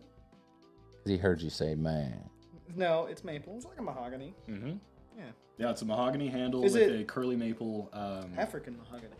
Yeah, actually, as African, I'm impressed. I'm Jake impressed. knows his wood, I man. was gonna say I actually have a few cut-offs out in the car of some spare wood that I have, and I prefer, with all of my woodworkings that I do, I prefer to use exotic woods and the hardwoods just because it gives it more character. You don't even want to see Jake's little treasure trove of exotic stuff over there. Is exotic. He's hardwood. got hidden exotic stuff over there. Well, He's let's eager this to stuff, get and to it right I now. will show you some of my Right, cool right. shit that I've been So, taking around. just some of the small stuff. So this is actually a small piece that I'd brought in. This is a Thulia burl Yeah. cut, and it's a small piece, maybe about 6 inches by say an inch and a half, give or take. Here, what we'll do is I'll go to the Jake cam, and we'll let you show that off, then Jake. Yeah, so it's a small little piece. Definitely an exotic piece overall. Thulia burl, it's really hard to come by. It's small in stature of the tree itself. But with it being said, this wood, I want to say I bought this piece for about $45. Right. Just for a little guy. I mean, you can go to Home Depot and get yourself a 12 by 24 foot for $8 or something like that, or $20 in comparison. If you want, I'll just give you a whole bunch of random shit. That's the thing. Now this. Well, see, That's you just don't a have nice to Paduke, but that's a nice because straight grain Paduke you, for you sure. don't, Jake. You don't even have to because in a couple months, when the wood yeah. shop's built, I'll start bringing in my shit. But I have like. just I have make all sure sorts you of- label it so you guys don't have cross No, contamination we'll of just wood. keep it. So That's no now- big deal. Ooh. This So I stuff, didn't know you made butt plugs. I'm a bit of a this is a- butt plug enthusiast. Right, and this is like one of the spiny ones, like one of the ones that you have to have a really small. Yeah. No, it's the sphincter, the pucker factor. You have to Right, consider. right. You know what I mean? No, so I actually make bottle stoppers, wine corks, and bottle stoppers and stuff like that. So Right. this Cool. this one is this was pretty a wood on I that. want to say a certain burl. I can't remember the name of it. And each one's finished a little differently. Like It's a little hard to tell. if you were to look in, coming in at this one itself has got Here, I'll go to the. all good. So this one itself is a dry sanded wood. So it doesn't have a finish on it. It is Feels just like It's like almost a chess just piece. like a normal wood could be. This one, however, I had done a resin finish. It was very similar to doing like any of those people that you see the resin river tables or anything like that. It's more for a protectant sealant on small fine stuff like that. I'd say over here, what I focus on is small detailed works. Pensies. One of my favorite things to do is pens. Everybody needs a pen, whether it's graduation, celebration, whatever. Congratulations. All the stations. All the stations. It goes far, and this one probably would be one of my favorites. I'd have named this one. Here, I'll go back into the Jake I have a Zoom. little bit of that stuff around here somewhere. So this one is what is it? A curly maple dyed green. So it naturally has like an iridescent tiger stripe finish in the wood itself. It's a lot easier to tell within this guy here, depending on light shades and all that. The shimmering, there you go. You get the shimmers. It kind of looks like a tiger stripes within it. So this is my first time ever playing with a dye and playing with a resin as a sealant.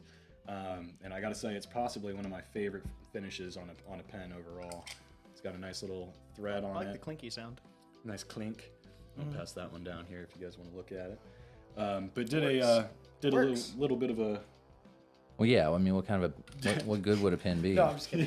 I knew it would work. little bit of a different set here is red and gold. One of my favorite things is color scheme. You finding things that blend well, and what I would say back in high school, took art and trying to get back into the routine and figuring out what contrasts, what complements this wood color and this and that. Wenge? No. What was This that? is Gaboon Ebony. Oh, yeah, straight up. rare ebony. shit. Yeah, the rare shit. stuff. That goddamn I use it. It's for baboon. bridges. I just kind of grabbed it from in there. That baboon ebony. I have a bunch of Wenge. And this one, let's see here. Oh, dude. This is useless to me, but you ought to take it for some pens. Oh, dude, that's exactly the perfect cutoff. Yeah, I mean, can you use that kind of grain? that- on What that? is Yeah. what's going on with This is Cadillacs, and it's so dense. Yeah. It's a Mexican ebony. Oh my God, yeah. That, see, that would make this is it exactly. holds a beautiful finish. I was gonna say this is one of the things I wanted to talk about was. Is that one of the Yeah. ones that has poisonous splinters? No, Cadillacs is fine. The Wenge is poisonous. God, that is. Take it if you want it. That's It's a nice. useless size for me. It's a cutoff from a project. Yeah, I was gonna say if you Yeah. have no use for it, I'd definitely be happy to do that. I mean, having a multicolor in between here would make it beautiful. No, it's beautiful blend. it's pretty stuff. I mean, I have like random shit like that from. That's a cutoff from a chessboard. Now this is this was an unfinished project I had done. And it's really unfortunate because I had as I was putting it together, I realized I put it together wrong. Oh, Which man. always sucks. It's you know? fixable though, right? Or It no? is fixable. I just have to get a certain attachment pieces to kind of like press in for the top of this to allow the actual writing tip to go in. But this one is one of my favorites because this one is using a actual snake wood. Yeah, it is snake wood. And that snake wood is possibly one of the most expensive ones I was ever to come across. It was this little piece. It was about yay big. Some around here. Let's say it was about yay big, maybe a 6-inch by 3-inch, or not 3-inch, 6-inch by like half an inch for $25-$30. Yeah. And I mean, trust me, my heart stopped when I saw that price. But when I saw the wood for the first time, I was like, well, I can't. Like, not it doesn't yet. sound like a lot, but when you think about all the time that you put into it and the other pieces that go into it, that you're talking about just a tiny piece of wood Yeah. to make a tiny pen. Yeah. Like most people buy pens for, like even paying like $2 or $3 for a pen. Most people don't want to do that. No, They'll buy a absolutely. 2-pack for like $5. Yeah. You or go something. you buy a pack of Bic pens for $10 and you get 50 of them or something like that. Yeah, So it's yeah, like- they're trash. You pay for what you get. Exactly. But with this is the beauty of these and all of these handcrafted wooden pens is that you're more or less buying the body. You're buying the actual body of the pen. Right. The beauty of it is you can replace all the ink any day, every day. Yeah, and all the matter the what. various components of it you can swap out, right? I'm sure. Oh yeah, you can only like I wouldn't say you would be able to take the metal work off. You would need a certain tool in order to pry that off without damaging anything. Right. Which is one of the big fuck up pucker factors whenever you're doing this kind of thing. For woodworking, it is looking at it and making sure that the wood's not going to split, or if you choose the wrong type of wood, something that as you attach it to the lathe and you're spinning it and you're shaping it down, you're just starting to sand it. I've done this far too many times. Within the construction of making a pen itself, you take this, say, block of wood that you've got here. Here, we'll go to your Zoom. Perfect. All right. Boom. So you take this block of wood here that you've got here, and you would find wherever your center mark is, wherever you want to do your drill hole. You find your millimeter. You could probably cut that in half and use it for 2 pens, right? Oh, absolutely. Yeah, and you split that down the middle, bandsaw it, take it down the middle, and it'll be enough to make 1 pen. Or make 2 to 3 pens, actually, to break down, depending on the length of your shafts and all of that. So, like, you can line... They can't see my face, so it's okay.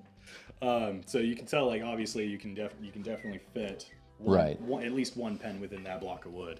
Yeah. But a lot of the stuff that goes into it is, in the construction of it, you have to drill through that hole, take that hole, split it down, and then with the pen itself, there is a little brass tube that you have to inset and glue into the wood. And that's where the body of the pen is then starting to take shape and take form. Right, that's this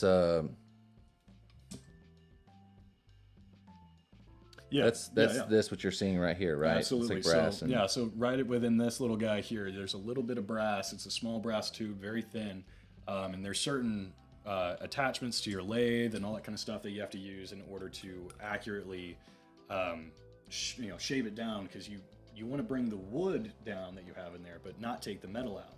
So as soon as you're like sanding it down or trimming it down, you have to make sure it's just flush, because if you take it any shorter, the assembly process will not go as planned. Right. A lot of that makes sense. Nothing's going to be setting right. It's going to be off here or there by a millimeter. I wish I had some of my other finishes, pens that I had done, because you can actually no, this is one of them. Like some of the defects in buffing and sanding within it, you get these small little white flakes that just dry up because of the heat from the rotation of the lathe. It's not giving it enough time or enough breathability for it to spread, and so it just like cooks it into the resin or the epoxy that you've used to seal it. But it's like you said, it's an extremely tedious and time-consuming process. So it's like, yeah, it is a bit ridiculous when you say, oh yeah, I'm selling a pen for $25, $30, something like that. Honestly, a really good deal for something handmade. That's what I would like to have that access. I mean, it definitely depends on the pen kit as well. So like the certain metalworks, like this guy, this is one of my first toy projects.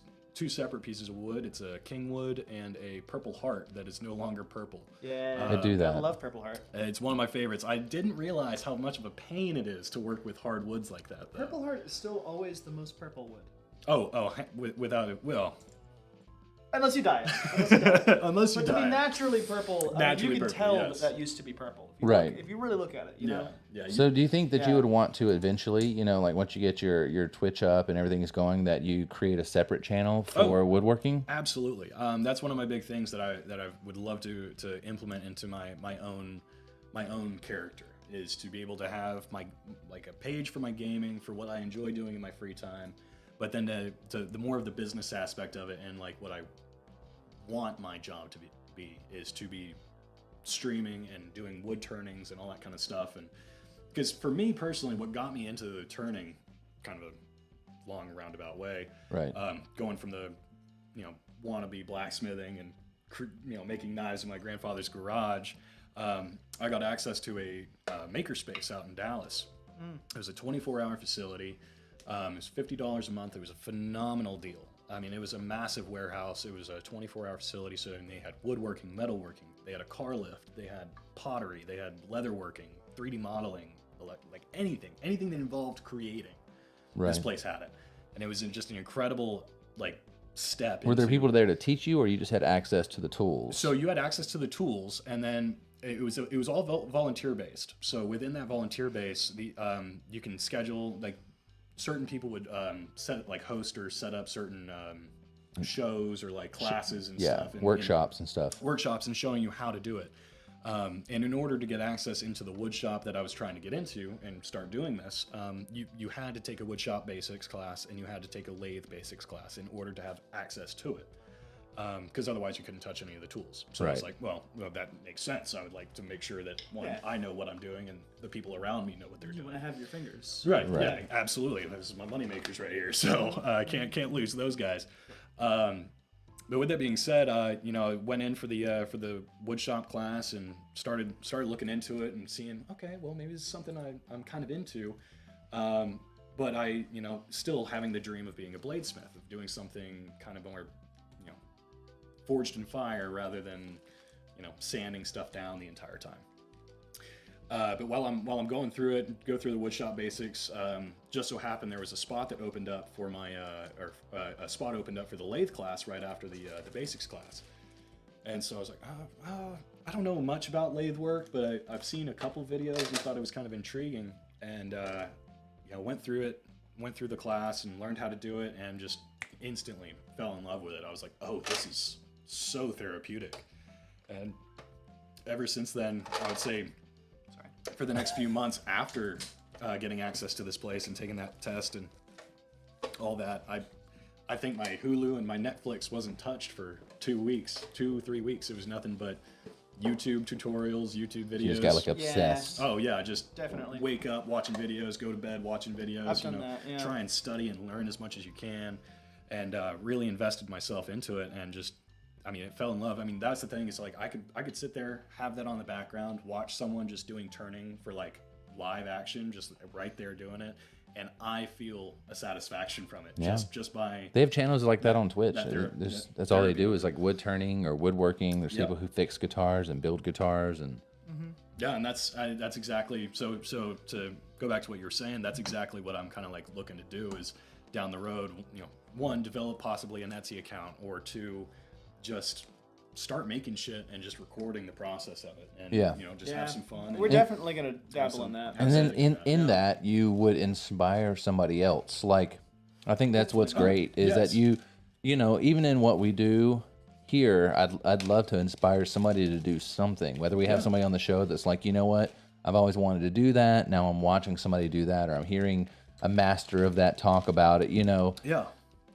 Absolutely. like I don't make money from the show. Quite the opposite. It's kind of just the idea that I can sit down with awesome people and kind of have them explain their passion, or just talk, you know, share a beer with them and talk about what they do. And It's just it's something's great about great that. idea. I mean, it really is. It's a beautiful idea because it gives all of us, it gives us as a creator an outlet, in a sense, to get our name out there and be known, or at least, you know, learn something new from somebody else. you know? Right. And I this entire setup, I just want to say I really do appreciate it. And it's thanks, nice. man. Thanks for having me on. No, man, it's really awesome. cool. I think with you having a show like your own like woodworking, you know, just in case lathing or something like that, or just in case wood turning, So or just in what case you want to play with some wood. right. That, you know, you might have somebody who's like, you know, what the hell? I'll click on it. It looks interesting, and maybe they thought that it was. This was porn.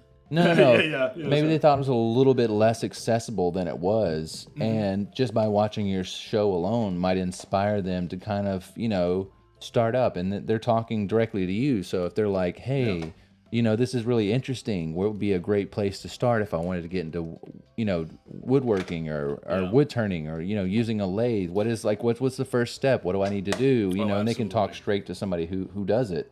Yeah. Which I think is what's great about the platform, and 100%. kind of what we do so here. Much you can learn from other creators and people. I mean, that's one of the things that I love so much about that about the makerspace was it was volunteer based. So everybody's there for their own projects and doing their own thing. But if you end up catching yourself in a pickle and you can't, you know, you're hitting that writer's block, that creator's block, Right. so to speak.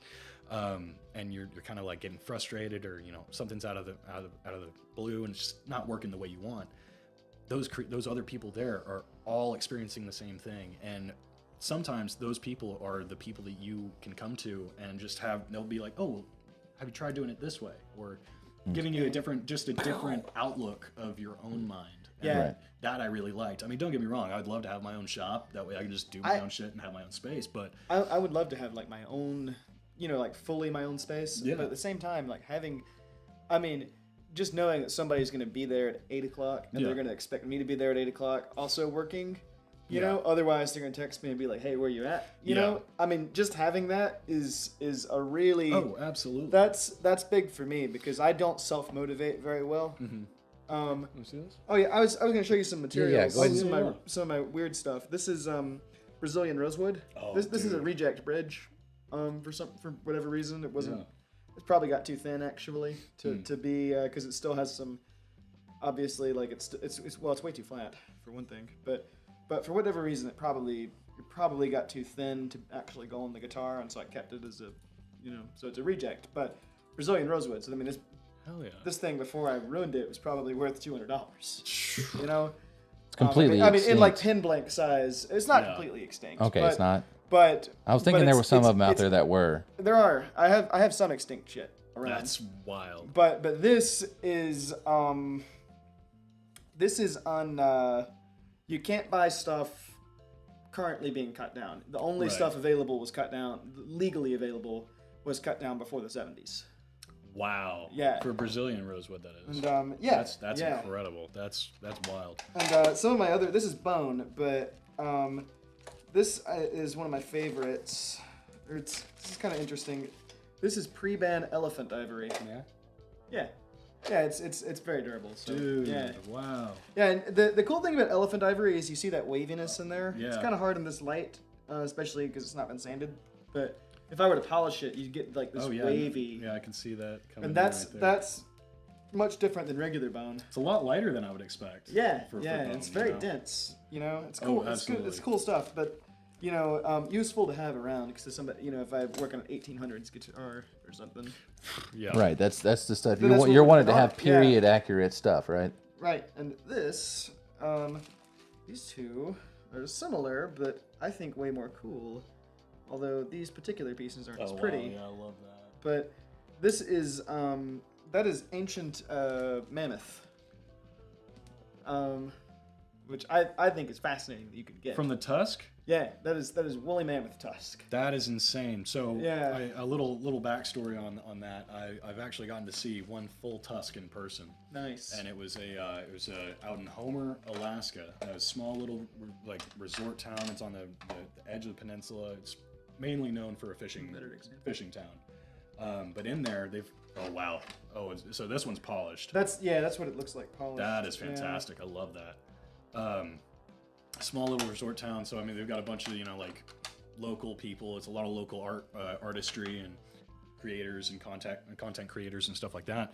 But within this, it was a little tourist trap store kind of thing. Get a little pocket knife here and there, or like a ulu, cutting board or anything like that. But walk in and there's this mammoth tusk. I mean, it's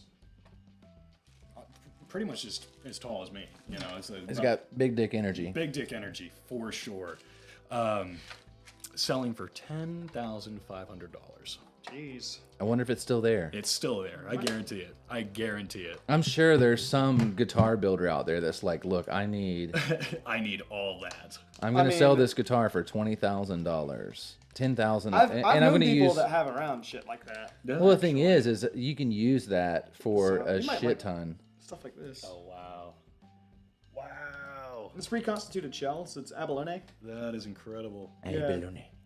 Abalone. But it's just, I mean, it's a Dude, very, I it's love the beautiful. character in that. Yeah, inlay material. That is fucking gorgeous. Yeah, I mean, it's a beautiful inlay material. If you ever did a pen that was like, or something that, I mean, it'd be fun to inlay. I mean, you just need a Dremel, a Yeah. Dremel and like a little, That's my thing. a tiny little saw. I love detail work, but my hands don't like being balanced. Oh, yeah. So Yeah, I know you what put a you mean. Dremel in my hand that's vibrating. My hands are already vibrating, so it's going to be a bit of a shit show. So the way I've always done stuff like that is like I'll do, I mean I have a lot of chisels obviously, but like you Yeah. get close with the Dremel and then finish with the chisel.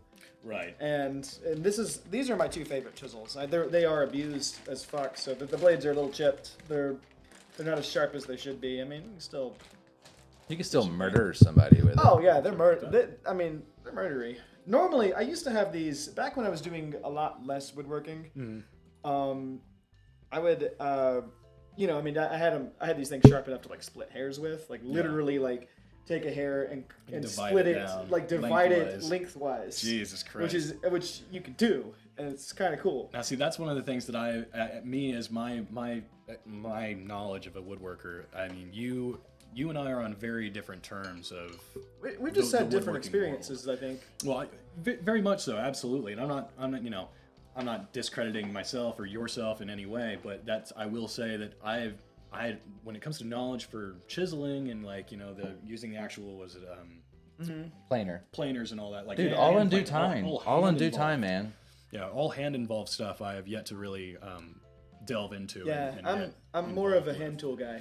And that kind of knowledge is something I would love to actually be able to take in and know. But for me, for what I do, it's more for quick satisfaction for my own self. It's Well, like turning. It's something I could be done with in 3 hours, give or take. I mean, you get a lot more from learning how to use a router than you do from learning how to use a chisel. Honestly, I mean, a router is accurate. Yeah. Like accurate as fuck. Right. And like it's not easy to really learn how to like safely use one. I Right. mean, it takes like before I was really. I mean, like you might think you know how to use a router, and then you go to do one specific task, and you realize I've ruined this and nearly cut off my hand. Yeah, and that's what I'm fearful of is whenever you start getting yourself involved into a new tool. And Skull. Well, absolutely it's no idea. I think at least hand tools are the least likely to kill you. Ooh, it's a Maim boozy you. boy. Ooh, I like That's that one good. a lot. That's good. So I'm gonna go ahead and go into this one real quick, and then I'll let you. We're gonna go into the Zoom. All right, this is Sump. Sump is the name of it, and you can kind of see this kind of undead person on there. It's perennial artisan ales, and it's called Sump Coffee Stout. It's an imperial coffee stout. Your coffee stout. Imperial stout with coffee. It's redundant. 11.5%. And packaged and fucked up after this one. brewed perennial artisan ales, St. Louis, Missouri. They gave us no information on it other than coffee origin, Las Cotaras, Chiapas, Mexico. Fancy. That's awful. This beer contains lactose. Store cold, drink fresh. Consumption of alcoholic beverages impairs ability to drive, cooperate. I have to read the search. Yeah, okay. So St. Louis, Missouri, perennial artisan ales, artesian ales, artisan. It's either way. It's a boozy boy. What do we say? 11.5%. 11.5%. It is good. I'm digging it. Yeah, it's got a boozy boy, though, for good sure. body to it, good finish. It's tasty. honestly, I think I like this one over the black and white that we started with. The black and white was good, but It's simple. It's easy. yeah, I would say I think the black and white had too much of that chocolatey flavor.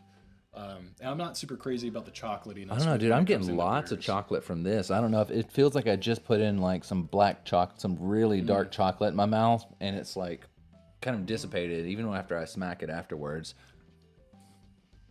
It feels like I just ate some really dark chocolate, some like bittery. I could see dark that. I could chocolate. see the dark chocolate. Yeah. The other one was a bit more like in a milky chocolate sense, the sweeterness, and that very well may have been from that Madagascar vanilla bean. Yeah, That might be where that sweetness was coming from. Right. so sweet. So sweet. I love that this is I love how excited this fucking undead Gandalf is with his stout beer. Like, let me we'll go back into it. You can't really see his face, but he's got a smile there. He looks so excited with his single beer there. Jake, less of that. Sorry. I like that I'm not even touching it. You aren't. It's getting all of it. But look at his face. How happy is he about this beer? His beer. He's got a glass like we do. Blue. Oh, His man. spirit is blue. Here, Jake. Skeleton Gandalf? You don't have the same exact Skeleton? glass, Jake, Skeleton? but I need you to take that position. It's close. See, he's kind of doing this thing. Not that you can do it, but he's kind of got this. Oh yeah, like a little press underneath. That's how you hold those glasses, right? Yes. Everybody who drinks these kind of beer, they drink it like this. Well, that's the point of the stem. The is fuck was because that? Oh, that was the fucking paper. Oh shit. Well, that's the point of the stem. Is if you hold it by the bulb, It'll get warm. The stem is pointless. So therefore you must hold it by the base, or you're not really drinking beer. I was gonna say I've got a bad tendency when it comes to say bottles and stuff like that. Bottles? A lot of people, some of my dad always told me, he's like, you don't hold it up here. Don't hold it up here. And this is where I always hold it. It's just right in the neck of the beer. But he always says, no, you hold it from the base and you Hold it from the base, man. from down low. And I'm like, yeah, but Are you talking about beer? Or are we talking about I usually, cocksucking? I usually have one of those like beer holders, you know, so it's like it grabs the beer for you, and then you know, like a cigarette holder.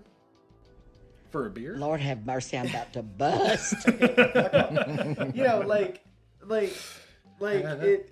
You know, like it's like it's one of those like grapply things, like grabs the beer for you. It's called a hand and a penis. No. That's To the law. To the all right. Okay, it's loud. All right. We're gonna talk about anything else. It was at this moment that he knew. He fucked up. and he did. Yeah. And he did. Right. Jesus Christ. But as far as it comes down to like the woodworking and stuff like that, a lot of it is self-taught. I have never been to a class. I've never done, I mean, aside from just studying in my free time, trying to figure out, you know, how to do it. And then, you know, that's the beauty about woodworking. I think it is that if you fuck up, it's on you. There's no one else to blame but you. Right. You can. There's an accountability. Exactly. To it. So that is nice. Yeah. So it's like you know exactly when you fucked up and how you fucked up, and And that then- learning curve is phenomenal. Right, and then since you were buying all of this and you're paying for it for Yeah. yourself, Yeah. it kind of cements it in, you know, Yeah, absolutely. a little bit more that you're like, oh shit, I'm gonna make sure I don't do this because that cost me $30 last time in fucking wood. Yeah. Or dude, you know, and sometimes some cases of Jake doing guitar building. I've had times where it's just like it's fucking trash, and I'm like throwing out like $1,000 of materials. I've got an example. So there was some wood that Jake, I guess, had left on the floor, and I tripped on it when I came inside one day. So I moved it in here, and I didn't know that it needed to be completely flat. I tripped on it like coming into the house because it was just sitting in front of the door. Yeah, so it needs to. It's very like what humidity, temperamental, Oh yeah. and it. This is trash. Nice guitar neck over here. African mahogany, actually. Dude, I mean, you could totally turn that into a. mahogany. You totally could turn that into a pin. At least 3 or 4 pins. But it's You can just- take this ebony And, up here. you know, and, nice Kaboon ebony. I'll tell you nice, what like, you do. You start if you have any black. other cutoffs of shit of like guitar building that you do. Yeah. Take everything, just make it into an epoxy table. Jake hates that. Epoxy? It's a cop out for him, like as far as woodwork. I've talked to a lot of woodworkers though. No, Jake, you're not the only one. I've talked to woodworkers on Twitch before, and I was like, hey, you know, I like what you do. Have you thought about doing epoxy? And they're like, no. If anybody that's doing woodworking that's not already epoxy woodworking, you tell them, hey, you should do epoxy. You know, it's like one of those things where it's like. Yeah, it's an insult almost. It Yeah. is because like you've heard it. I know you're a server. Have you ever thought about getting a real job? yeah. So, oh, you bartend? Do you want to serve? No. No. Or they're like, bartending, do you want to do this forever? Do you want to get a real job one day? And you're like, I make more than you. Yeah, it's Yeah, a. well, It's a. right. What's And I your- work what's your- less. What's your salary? I work less Let's and I talk make more. numbers real quick. Make you feel bad That's instead how of me. I feel. It's like, I mean, dude, I mean, in this town, as a bartender, you can straight humiliate Oh. your Where friends with else straight can you- jobs. I mean, dude, I've had some weeks where it's like, dude, if I make what I made this last month, I'm gonna make 6 figures this year. You know what I Right. mean? That happens. Yeah. Where else are you going to work that you can make this much and then, you know, if you want to leave for a month or 2 or 3 months and you're like, hey, I'm going to be gone for a while. And they're like, okay, let us know when you get back and you'll have your job back. I mean, it's I mean, like, I'm experiencing that right now, actually, and that's one of my. That's why I enjoy the service industry, is to have that leniency to where you can do what you need to do for yourself without having that obligation. Oh shit, I only have my or, my you know, 1 week paid vacation. Or, right. You know. work all year for a 7-day paid vacation. I mean, we don't get that as servers, but that's okay.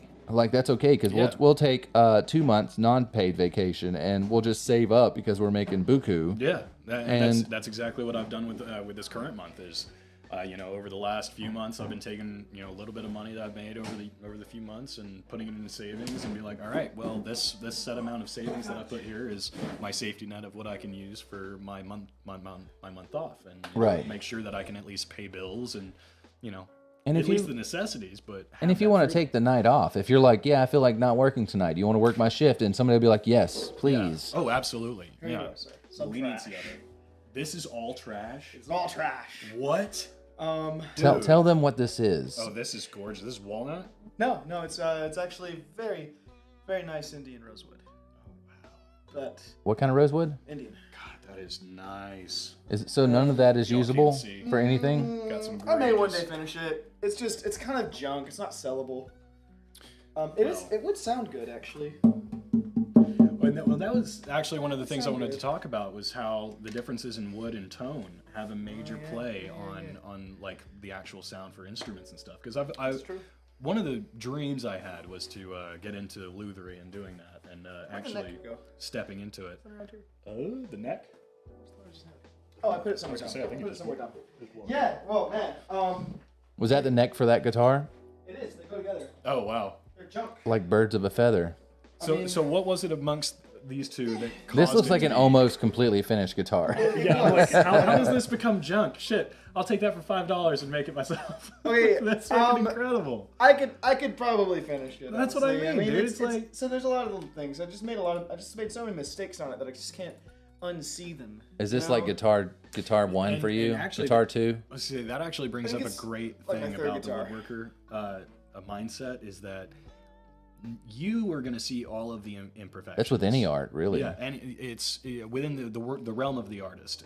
The artist itself will see all the imperfections and the blemishes and this and that, and you hyperfixate yourself on them because you're pissed off and you're upset about it. Right, because you take Because you- pride in what you do, and you're, as an artist, you're a perfectionist of what you do. Like, you want anything that is you to reflect you and be perfect, and least you'll I see know I'm everything better that's than wrong I with it. was. And I'm guessing what you were going to say is that anybody who sees it, anybody outside of that knowledge of what it needs to be, is They don't- like, they have this no is a idea. fucking masterpiece. Yeah, they look at it and go, "Oh my fucking god, you made this," and they're shocked by it and they're impressed by it, and it makes you feel good. But at the same time, though, it's you deep down underneath, like in your own mind, you're like, yeah, but this there's a little nick here. There's This yeah, guy didn't absorb you'll right. you'll notice everything.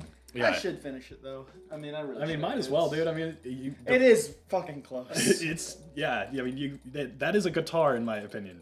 It needs. I have the bridge actually. The bridge is made. It just needs to go on there. I mean, shit, I could probably use I was this. gonna say, dude, honestly, if you just have a bunch of like waste product of guitars that are like half built, This is Erica, what's going on? This was my biggest waste of money. We love Erica. This is what this up, was- Erica? This is about $2,000 and stuff. $2,000. Yeah. and God. Stuff. Yeah, see, I mean that's hard for me because I'm a very stingy craftsman. Frugal. I think Frugal, not stingy. my frugal big craftsman. mistake is I got pissed off at the binding. The binding is what should be here, and I routed it all off. And then I was gonna do something else, and then I didn't do it. And Oh God, I'm exposed. Howdy, y'all. What's up? No creep for you. We Popular. love that you Howdy, tuned in. y'all. Thank you. We're talking about woodworking. We're talking about wood turning. We're talking about lathe work. I guess that's a little bit of redundancy. Drinking beers, Yeah. all the goodies. call me creep. So, yeah. So we have Suspicious. Justin. I was going to do the whole just in case. That's fine. You don't need to. Doing good. No, it's not Just call me necessary. creep. I sell myself enough as it is. Yeah. So we're talking about various wood, various techniques. Jake here is a luthier. I am a piece of shit, and that's why we all work well together. I thought I was I'm also in very- this, I'm in a bad secrecy. person. Birchwood is so- sick. She said birchwood is sick. It- Birch. It's so wrong, light. not It's so wrong. light. Yeah. Some birch. No, but like, I mean, there's a lot of mistakes that I know you as a woodworker would see. I mean, this, it's not quite right. Jake, yeah. let me take I could fix it. I could just make the whole thing flat. Like Just certain- make it yeah, square, certain make it lineups. flat. But I It's mean- fine. let me take one of Stop. these Japanese chisels and just fucking go to hack into town on it. Don't do Because that. you're never gonna do anything with it. Alright, You that just would actually. you just said it was trash, Jake. Well, All right. So it says I've been wanting to get into My woodworking. expensive trash. So Justin, Jake, so we have somebody who's into it. It says, I've been wanting to get into woodworking and turning a bit. I've been thinking about getting a small lathe or something to mess with. Okay. Wood and resin, another one of my ADHD hobbies. Agreed, same. I love it. I love So it. where would be a great place to start as far as like wood turning, woodworking, lathe So, work? If I can start, if I can recommend this, if your local city, town, wherever you're from, look into your local makerspace. See if there's a makerspace anywhere nearby within your area. Usually it's a month-to-month payment, or you could do like a yearly plan kind of thing. So where were you from before that had that? Coming from Dallas, Texas. See, that's what you have. So we were from a small town. Yeah. The idea of it, the existence of that. I mean, we'd probably have to go to Atlanta to see something like that, or there was one in Savannah. Atlanta. There was almost one in Savannah, but it sucked so bad. So Like, most I almost towns moved to Savannah.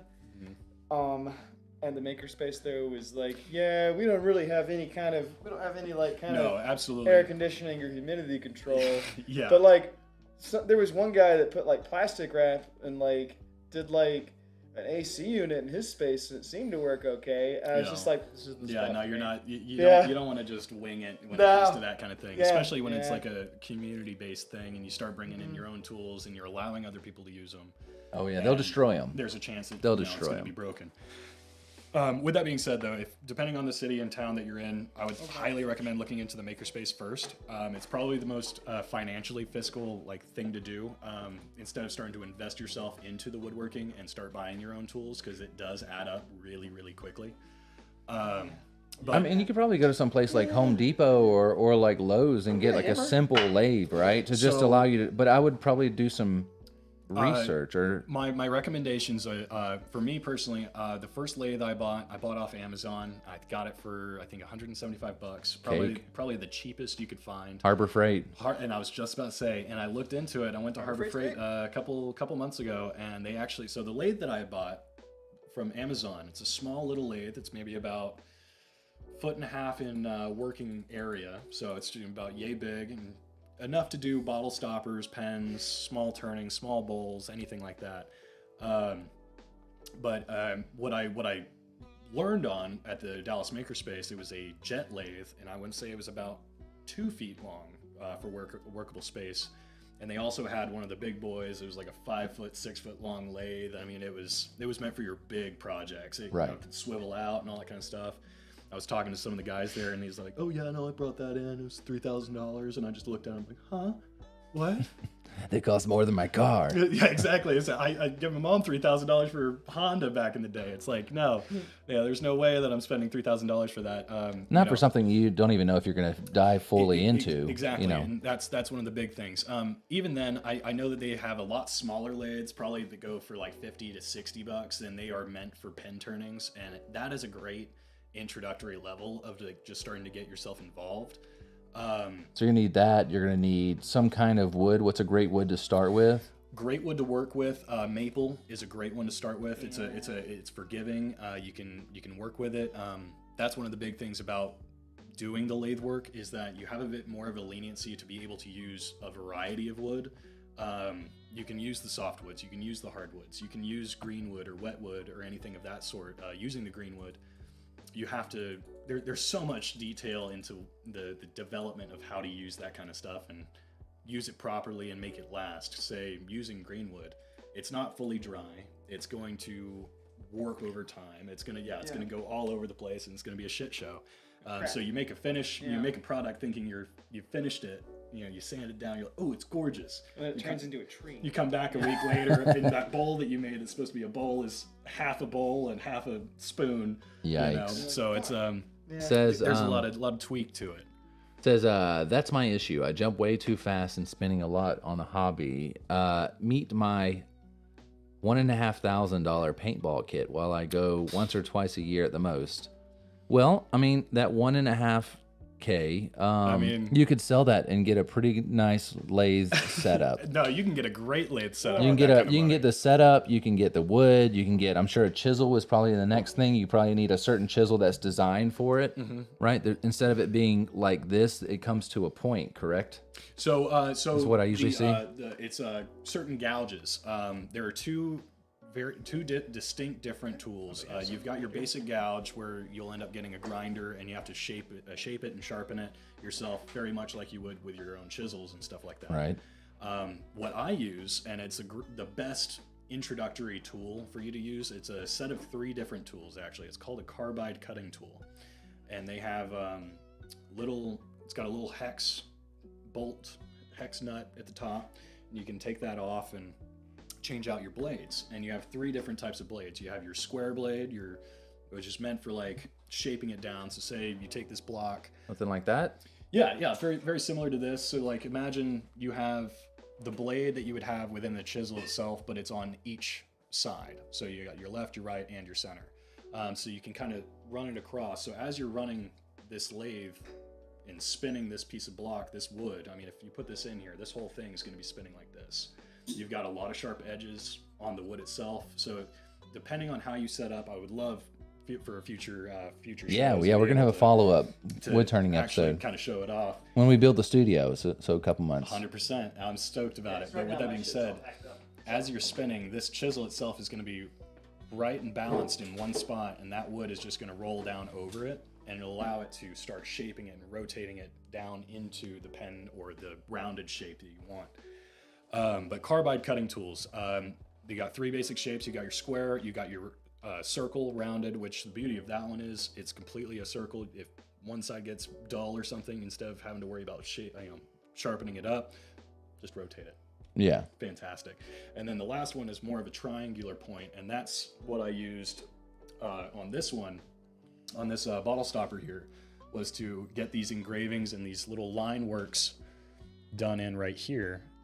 Is actually done with that tool, just the very tip of it. As it's spinning and rotating, you just dip it in, get your little rows in there, and then also with the top here, it's a bit more like beveled into it, and it's really satisfying. The whole reason I got into the woodworking though is more for my own mental health. So it's quite zen for you. It's very zen. It's very therapeutic. I mean, even if you don't go into it with an intention of creating or building something.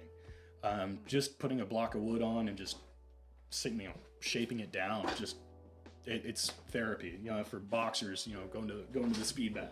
Right. No, I love the speed bag. Anything like that. It's in the comparison of the woodworker world of using the lathes and all that kind of stuff. It definitely gives you more of that. Just chill out. It's cool. But I won't say that it's not also a irritating passion. Yeah, I think that kind of goes with anything, if you anything you pour a lot of yourself into. So if you're thinking about painting or watercoloring, you're going to come to something and be like, fuck. So Creep just said, I love to make chess set pieces as absolutely. a project. So if you can't see this too well, this right here actually reminds me a lot of a chess piece. Yeah. And Jake actually right here is huge into chess, and I don't know if he's made pieces, but I know for sure he's made a board. I've made pieces, but out of metal. Yeah. So like with a metal turning? Yeah, so I had a CNC lathe. Okay. We can buy one of those. Which fucking expensive, but I want one really badly. It'd be about the same price as the shed, right? Probably more. Oh, okay. Continue, so. Nice one. But I did a bunch of chessboards actually. This is a cutoff from a chessboard I made. That's gorgeous. Yeah, no, I love that. And You made one for somebody in Albany. Oh, you made one for Zach, didn't you? Yeah, I made one for Zach. I've made about 6 or 7 as gifts. This is like a micro cutting board. We can use that in the house for a cutting board. Why? Yeah, the only difference is like cutting boards. You want the end grain to be up. Yep. And the reason is because then they sort of like heal, kind of. Yeah. Jake just Judy chopped just it karate and chopped broke his it in board. half. That's okay, Let's see that, Jake. Well, now you just have a large coaster. My room is show it off. my room's very dry and it's been sitting up there. Can't be So that's talking about your coochie like I that, just Jake. fucking broke it. He just chopped it. Okay, this would be actually a very fun chess game where you just have 3 pieces. Oh shit! What do you use? What are the 3 pieces? It'd be 3 queens. 3 queens. Good luck. Fuck it. Yeah. Good luck. Actually, It's funny you say the chess pieces and all that, because with me getting into the woodworking and doing all that kind of stuff, I started looking into it, trying to see what could I make on a lathe. What is an actual product or a piece or something, and started looking into it. And at the time, I was just starting to do the bottle stoppers and all that kind of stuff. And actually, a little shout out to my own Instagram if you guys want to go look through some stuff. I've got some stuff there. Too many pictures of mountains, but one of the things I do have in there is a set of my bottle stoppers that I've done, and one of which was actually inspired by I want to say the Rook. And it turned out fantastic. But yeah, no, it's very doable to do like a full chess set through the lathe itself and get your parts done. Definitely one of my future projects that I'd really like to get done. It's at the moment, talking about resin and all of that as well. I saw that you were talking about that. That's my next direction of the woodworking. I absolutely love the look of it. I mean, the river wood tables with epoxy fills and dyes and all that. To me, it's gorgeous. It's a beautiful set. So I have yet to actually do any of the resin work myself, but I do know how tedious it can be, and Expensive too. That is exactly what I was just about to say. Very So pricey. getting started into it and wanting to do the resin, just for 1 gallon itself of resin, for a basic batch is roughly $60 to $70 just for that gallon. I mean, I use a lot of resin in repairs. Yeah. You know, I mean, epoxy is a wonderful, Oh, adhesive, it's a great but- adhesive. Yeah, no, for But, sure. I mean, And- so I think I'm used to it enough that I'd be fine with working with resins. I mean, I'm trying to keep away from them because like I feel like anybody can be like, river table thing, and Yes. like, look, I'm a woodworker, and they sell it for $3,000, But, and it's hey. really insulting because it's like, gee, I mean, I don't blame them. I would sell it for $3,000. It's just I feel like I would sell my soul to do it. I and get to call that. it woodworking on the same level as somebody that makes, Okay, but then, all right, let's. But I guess it's not a competition, No, hang on. Let's roll into a little bit of a debate then. Yeah. Because if we say that the epoxy woodwork is just like a cheap imitation of a woodworker, what is a CNC woodworker then? Oh, well, they're not woodworkers either. Okay then. I mean, okay. I don't. That's I what would, that's I what mean, I'm kind of like looking at. I guess what, I mean, but of course that's a different set of skills entirely, and so is It is. epoxy. I mean, Yeah. there's a lot of stuff you have to know to be good with epoxy, like, and and there's like little tricks that Yes. for me I have still had, I mean, I don't know. I was once trying to do something really complicated with epoxy and some sort of repair, and it and I was just like, I was talking to my boss. I was like, hey, Thank I'm you, not gonna thank have you. enough. Like, I mean, I need more more open time with this stuff. And Yeah. it's just like, it's like, well, have you tried like, heating it up with a soldering iron to get it, and I was just like, no, but Yeah. and so I'm heating up the epoxy, and epoxy will explode nearly if you get it too hot. Oh yeah.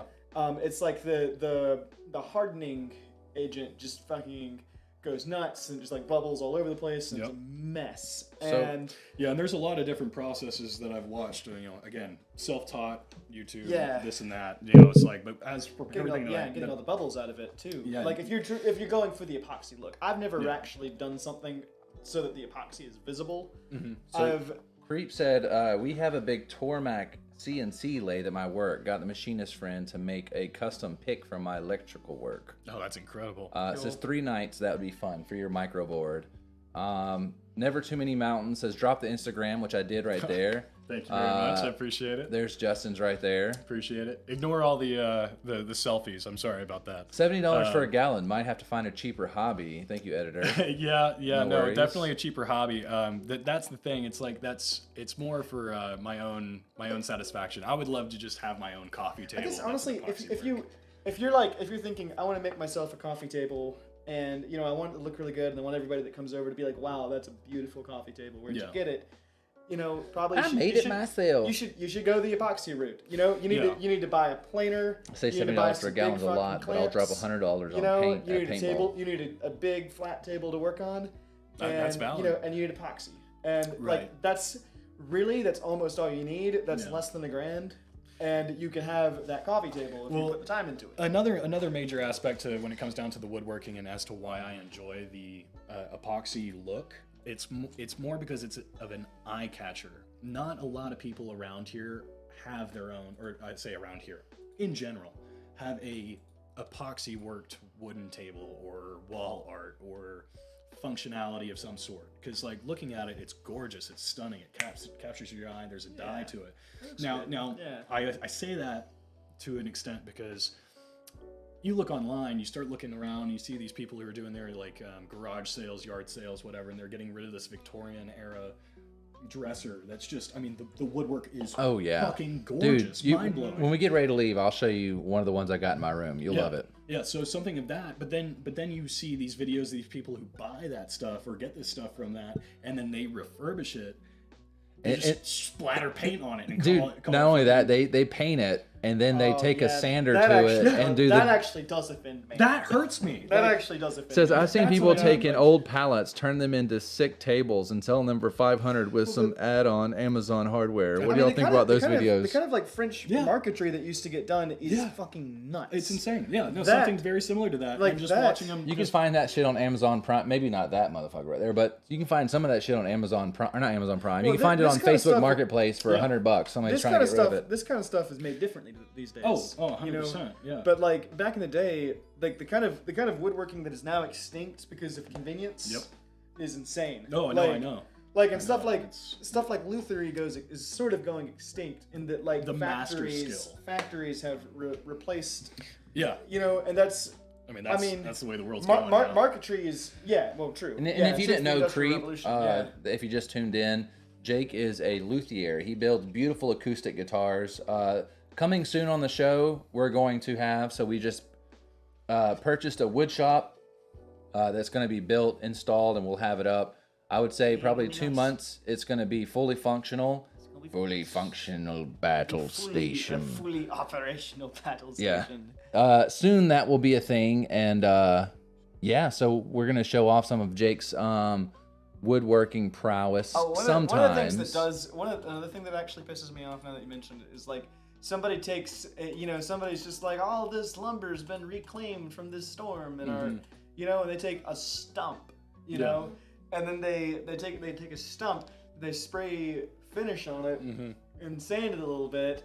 And they're like, I made an end table. Yeah, you know, yeah, yeah. and they sell it for $1,000. Yeah, $1,000, and like somebody will buy it. Well, it's funny. It's funny And you say with that reclaimed wood because that's- one of my pieces, like what was it? I don't mind reclaimed I don't wood mind if it's reclaimed used wood. if it's used in a good way. But when people who just take like, I don't know, man. There's somewhat of a cop out that I think in their heart of hearts they know it's a cop out. Oh yeah. I mean, if you just spray finish on it and But say, look at my woodwork.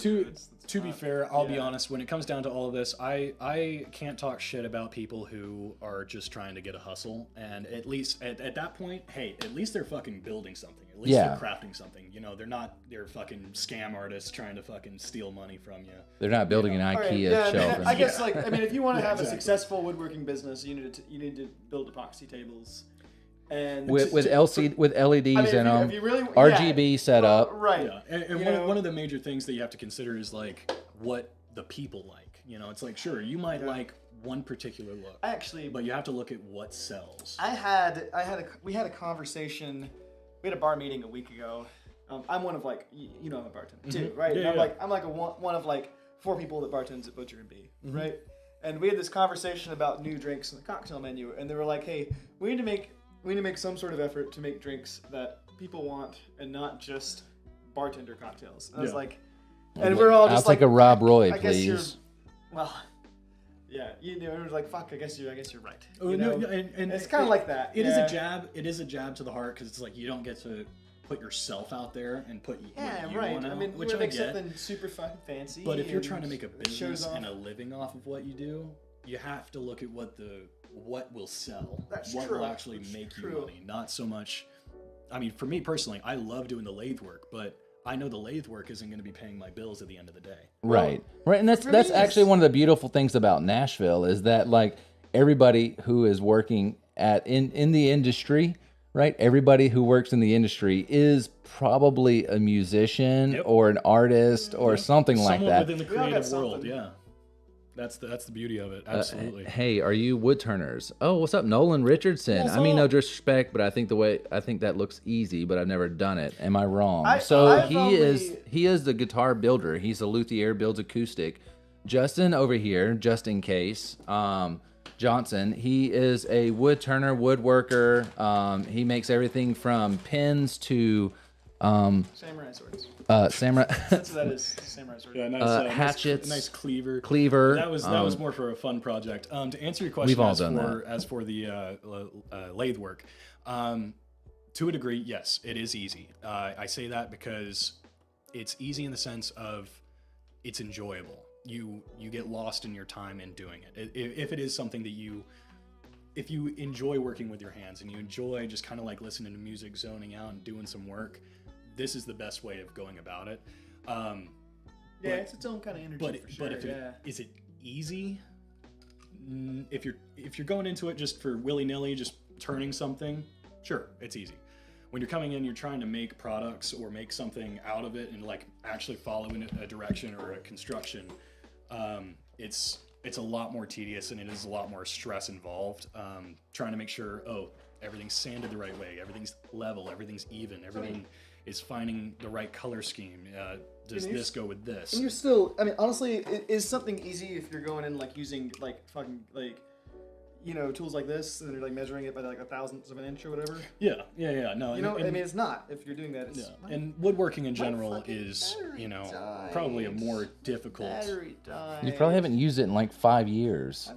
Used Easy this to start. recently. Exactly. Like Creep said, easy to start, hard to master. Well, Oh, I absolutely, think- absolutely. I think that goes with pretty much any art. I think if you're wanting to watercolor is never easy. But if you're wanting to just paint or something, I mean, you can put something on there, and then other artists are going to look at it, and it might not impress them, but to like get to a level where other people see it and recognize it, it's going to take a bit to master. I mean, it. you're absolutely. probably using shit like calipers at home. Yeah.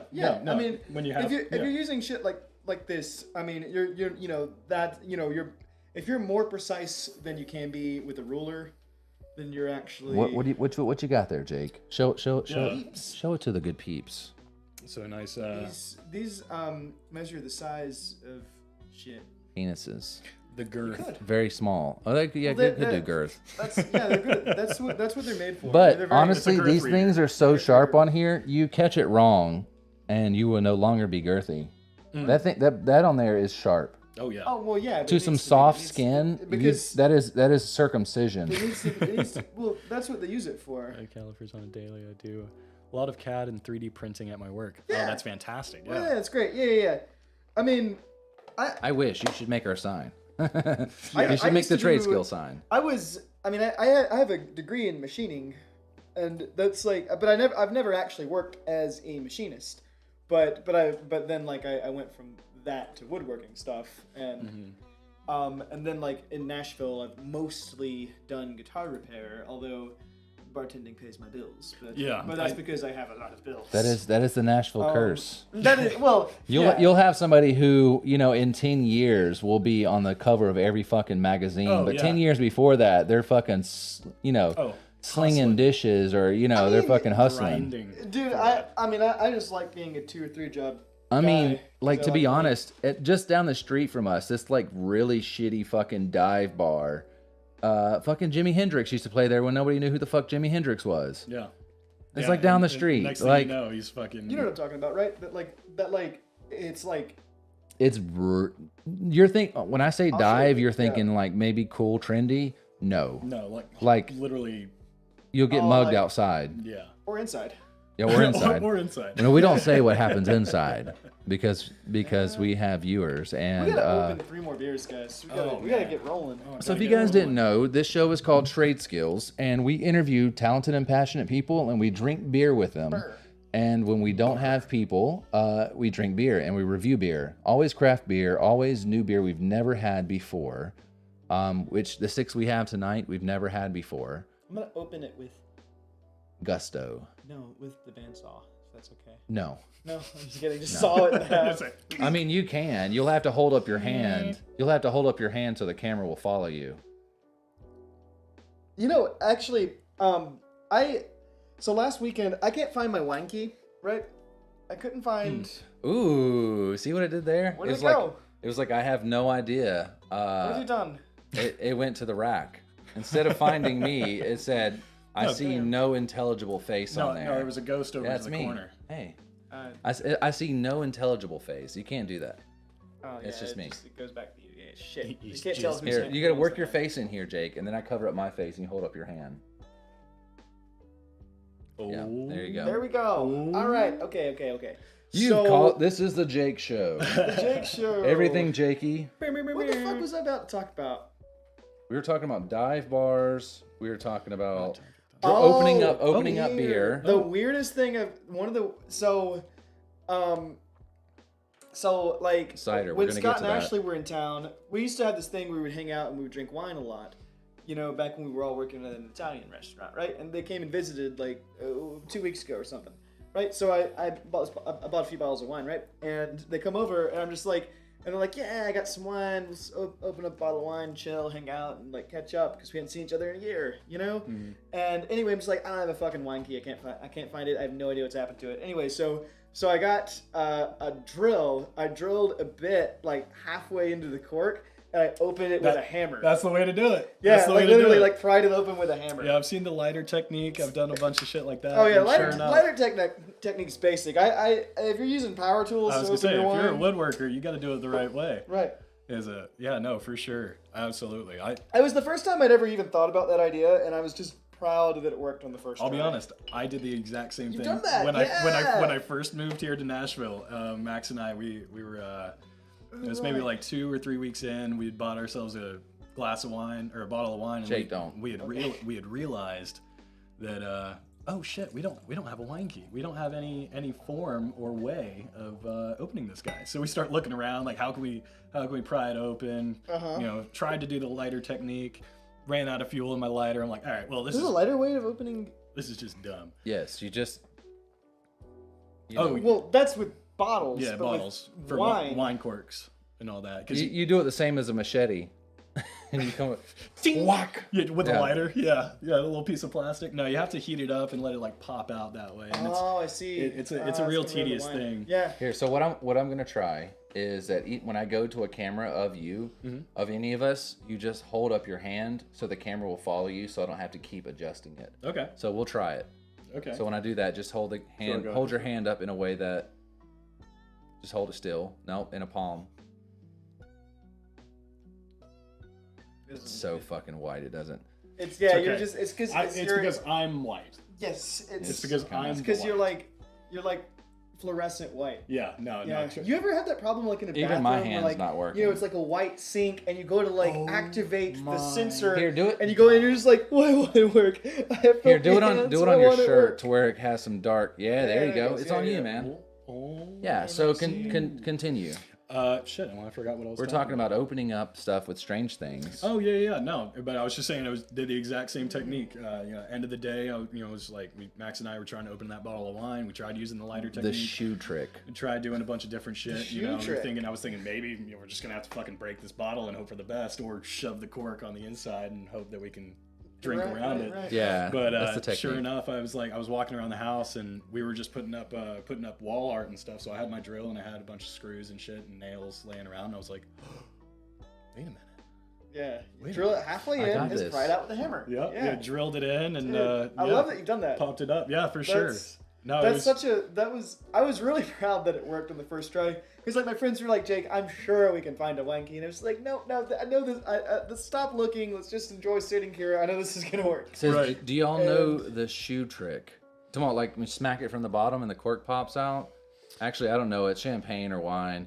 Also, creep asked another topic: thoughts on cider. I've never been a beer guy, just Do a big like cider guy. I like cider. So if you I'm picky, like but- cider, I would say check out Goza's. I would check out Fooders. Check out sour beers, kettle sours. Sometimes you just have to drink the cider. No, I mean, I'm saying that ciders are really like some of them are so close, or sours are so close to ciders. Yeah. That Some of I them think are, yeah. that sours are a great way to work your way into the beer world. If you are just not a beer If person. you find something that's not too tart, because like sours are definitely usually way tartar than sour. I would say, yeah, Cider. you definitely need to, you'd have to find a sweet spot for it. Because, I mean, you find like, what was it, like a not frothy monkey. Golden Victory. monkey, victory. Victory's sour monkey. Is Victory's sour monkey. It's like I love 10%, it. 9%. 9%. It was a 9% triple, and it's got a great flavor. But We it have a is local one here called extremely- Blake's Blake's. cider. Yeah, I love Blake's. Blake's makes all sorts of awesome stuff. Where's Blake's? Isn't far from here. It probably is. Is it? No, I don't think it's that far. I mean, it's not in Tennessee, but It is Michigan, Armada in Michigan. it's in Michigan, really. Yeah. So- I went to school in Michigan. Yeah. Quick So that's why it's question. familiar. So El Chavo, you know El Chavo, that's Blake's. Okay. Yeah. So they make some of the best ciders around. Yeah, I would check out sours. Some of them are more extreme. So if you have a sweet tooth or you like tart things, very tart. Yeah. There's all different extremes. So you'll have some ciders like fooders. They'll be really funky. They'll have like a real just funkiness to them. I'm sold. A blackberry A lemonade? blackberry Yeah. lemonade. Well, That So- sounds like a So that sounds they like had- a I had sour. this really popular one for a while that was a little bit spicy with some habanero in there called El Chavo. El Chavo. That was great. You were in what, Big Rapids? I was in Big Rapids, just north of Grand Rapids by like an hour and a half. Gotcha. So what is this beer that we're about to try? So currently, this is Half Batch Brewing in Hendersonville, Tennessee. This is Cowboy Oatmeal. It's an oatmeal stout with coffee. Okay. I just like Here, the I'm gonna read idea this up. of So cowboy cooking. So Hendersonville, Tennessee. And also coffee. Cowboy like kettle, oatmeal. And then he drinks a beer instead. Have you ever made oatmeal for breakfast with milk and yesterday's coffee? Well, we call that Cowboy Oatmeal. This brew is dedicated to that. Yesterday's coffee? Breakfast of Champions, a dark, smooth, chocolately delight with coffee Chocolately. in the. What is this? What is this word right here? What? Coffee in the what? In the Exactly. finish. Is that Finnish? I mean, read that. Look at that font on Finnish. It's Finnish, but look at that font. That font is like. That is Finnish, yeah. But like, I had to look at it. It looks like If I look, if it looks like I tried. Linnish. I tried looking at it. The Latinish. font is bad there. I tried looking at it on its own, like just as the word. It's like I don't know what that says, and without the context, I wouldn't have known. says- That's okay. The words might be scrambled. But Giddy up, Scrambled. keep it cold, and drink it fresh. Never half-ass. 6.3%, brewed and packaged by Half Batch Brewing. Where is this coming from? Hendersonville, Tennessee. Ah, Tennessee. It says, I'm going to grab a cider I've never had before and join y'all. Yeah, man. Dude. I know a lot of people who liked El Chavo. El Chavo. All right. Yeah, shit was Let's nice. say... Well, this is a cowboy. This is a cowboy beer. We got hey, ladies and gentlemen, let's enjoy it. Yeehaw! Yeehaw! Yeehaw! Okay, perfect. That's, God, fucking cringy. Ooh, the smell, though. What? Just because I start going a little southern on you? We high noon folks out here. I love the concept of high. Not everybody knows the concept of high nooning. Noon. It's so basically it's where Yeah, what is if you this want to get away with murder, you basically you choose your victim, right? Let's say you just some random guy, right? He whatever, murder. Anyways, Moida. yeah, Moida. Murder. Yeah, so you hit his ass with some fucking what's it called?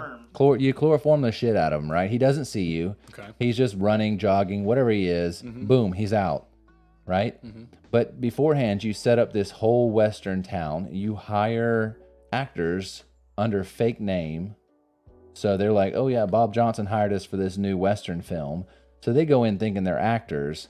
They've got real bullets. And he basically wakes up at the bar, all Back to the Future style, and they're like, wake up, you drink too much. Son, you've done had too much. I'm gonna have to ask you out of this bar here. You gotta leave Go the on, saloon, you got, So you gotta he- leave the Sonny. saloon. He wakes up and he's like, and He's he- like, where the fuck am I? Why am I dressed like this? So he stumbles out of the bar because he's still somewhat loopy from all the chloroform. He assumes it's alcohol. And then there is our Biff Tannen, our bad guy, and he's like, I never thought your yellow belly was gonna show. It's past high noon already.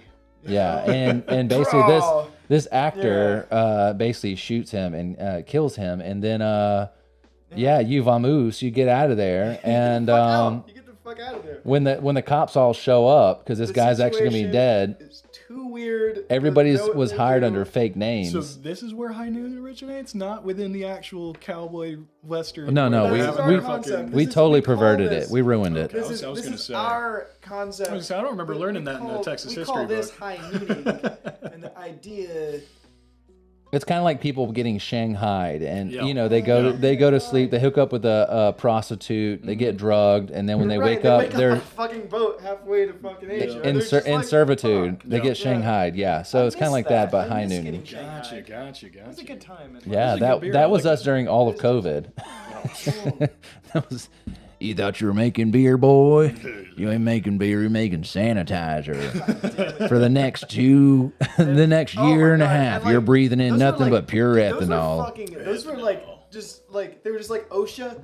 Fuck OSHA. We went to like OSHA wouldn't come out to us because we went to nearly they're afraid of COVID. So we went to like Great Depression. Like we overnight became like Great Depression level like factories. yeah, You know what I mean? yeah. Where it's like you're working 60 to 70 hours. There's no you know, mask. there's no masks. No everyone's gloves. in close vicinity. You're breathing in like all this fucking Pure ethanol. It's getting soaked into your ethanol. skin because you have no And, like, gloves. You know, every now and then shit-faced You on couldn't the get- bus. nobody You could would get 'em. You would start feeling dizzy and funny and be like, I think I need a break from filling these. I'm gonna Yeah. go fold boxes. They're like, get back to work, boy. Well, right. So, like, Go on. Come on. Chop chop. you would take turns like, Ah, mule. Yeah. yeah, it was. And then like if you were feeling weird, they were just like, go drink a beer, and you're like, yeah, You're right. You're right. We should. Because we were working, I was working at a brewery, and I brought Jake in on with me. Working at a brewery, and COVID happened, and we couldn't sell beer anymore. Distributors weren't running it. Restaurants were closed. So the brewery retrofitted all of their systems to make sanitizer.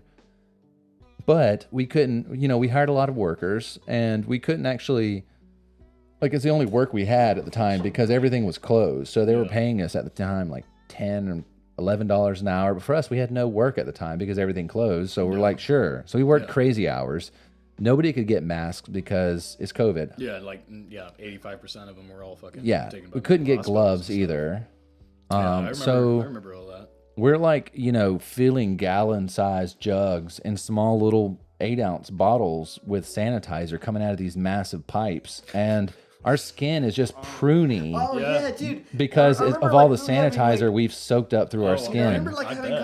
I remember having You're right, a fuck OSHA. conversation with people back then about like I was like sitting like talking to some coworkers. We're like drinking like margaritas because we drink a fuck ton of we got because back then you could drive and drink legally. I don't know. No, you can get drinks to go, and you could only get certain restaurants because they were dude, they're you Mexican and they were like, fuck the government. At We're Butchertown we did. No, this is like peak COVID. Oh no, peak dude. COVID. We were like We did peak COVID. We was Every other restaurant was pretty much shut down in town, and this Mexican restaurant was like, yes, you want margaritas? You want all the food? Yes, and we got it all to go. And we'd go back to work full on. I remember I would get back to work with like a 32-ounce container of margarita without Hell ice. yeah. And it's just like We paid like $6 for and it. it's like I miss the sanitizer days. oh yeah, sanitizer days were good. Those are really good times. That's when we all liked each other back But I then. remember like I was talking to somebody. It was probably one of you guys. Honestly, I was like, we were like sitting there drinking, drinking fucking margaritas and like on our like, like our 45-minute like lunch break or whatever, or dinner break or whatever. I'm like looking at my skin. It's like it's like white and flaking off. It's like dead. It's like dead. and You've flaking acquired off. And leprosy. I'm just like, what's going on? It's Like, Oregon this is- Trail this is stuff. normally- You've Yeah. acquired leprosy. Like, right. Yep. Yeah. I Molly has remember- died from ringworms. I was like, literally, it was like, or like I'd feel like the skin on my face would just feel like dry, and I'd have like red splotches and shit. Yeah, it was rough And times. it was, The fact that our hands were so pruny, and it was only thing. It wasn't water it was soaking up. It was pure ethanol. Can't have been good for us. No, absolutely not. We're breathing that in mixed with methanol. It was like Great Depression era factory conditions. The only For a little thing that while made there, us for a minute happier, what I would say would be better than the Great Depression, is that we actually could drink. Yeah. So Prohibition and a Great Yeah. Depression. Yeah. there.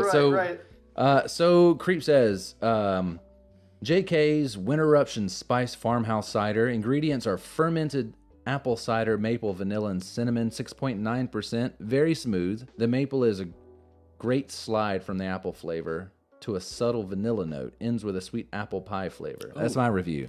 That's Right on, you guys fantastic. have heard it officially here from Creep. JK's Winter Eruption Spice Farmhouse Cider. So if you like that, if you like ciders that much. Have you ever checked out barley wine or mead? They might be on the spectrum for you. Very well. Some of the stuff you were explaining in here, I was getting mead vibes from. Oh, 100%. That blackberry lemonade, that speaks mead to me right there. I mean, plenty of meads that I've tried over the years have been either blackberry, raspberry, or any kind of berry overall that derive a lot of that flavor. And it's very similar to a cider. A bit sweeter, but definitely closer to a cider than I would say a beer in texture and taste. I'd say the cider that's closer to a beer would probably be a scrumpy. The Irish and the English have them. They're unfiltered, unsweetened ciders, so they're super hazy. Yeah, the hazy it has all the ciders. apple flavor, but none of the sweetness. Yeah, that's definitely Website. more my Bee speed. Nectar is a local meadery. Oh, I've had Bee Nectar. That's good stuff. And absolutely kill everything. Check out their website. We've had Bee Nectar on the show. Oh, fantastic. It's good stuff. I love that. I'm getting into mead as we speak. So yeah, so if you like mead, you'll like barley wine. You obviously like ciders. Sours are the next on the spectrum. Yeah. Like you've got this. You're tapping into this whole like Norse and Viking style. Like all of these drinks are things that Vikings would completely demolish. 100%. I can vouch for it. Sours, meads, ciders, and barley wines. They would tear them all up.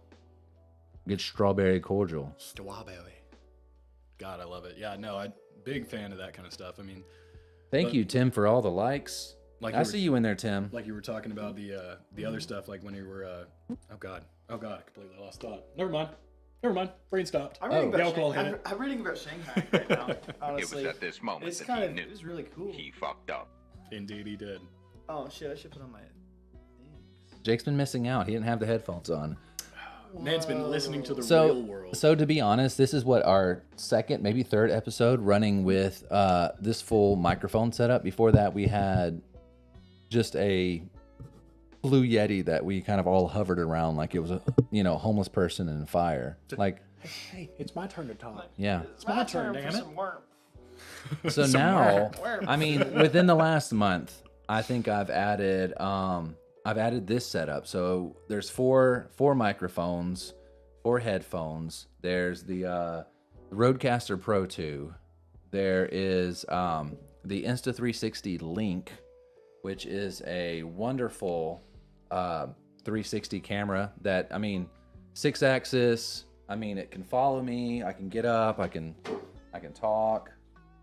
Freaking wild. Still Yeah, blows no, my I dig mind. it. And then, when I want to go back, if Jake starts talking, It's a wham right back it goes to right back to Jake.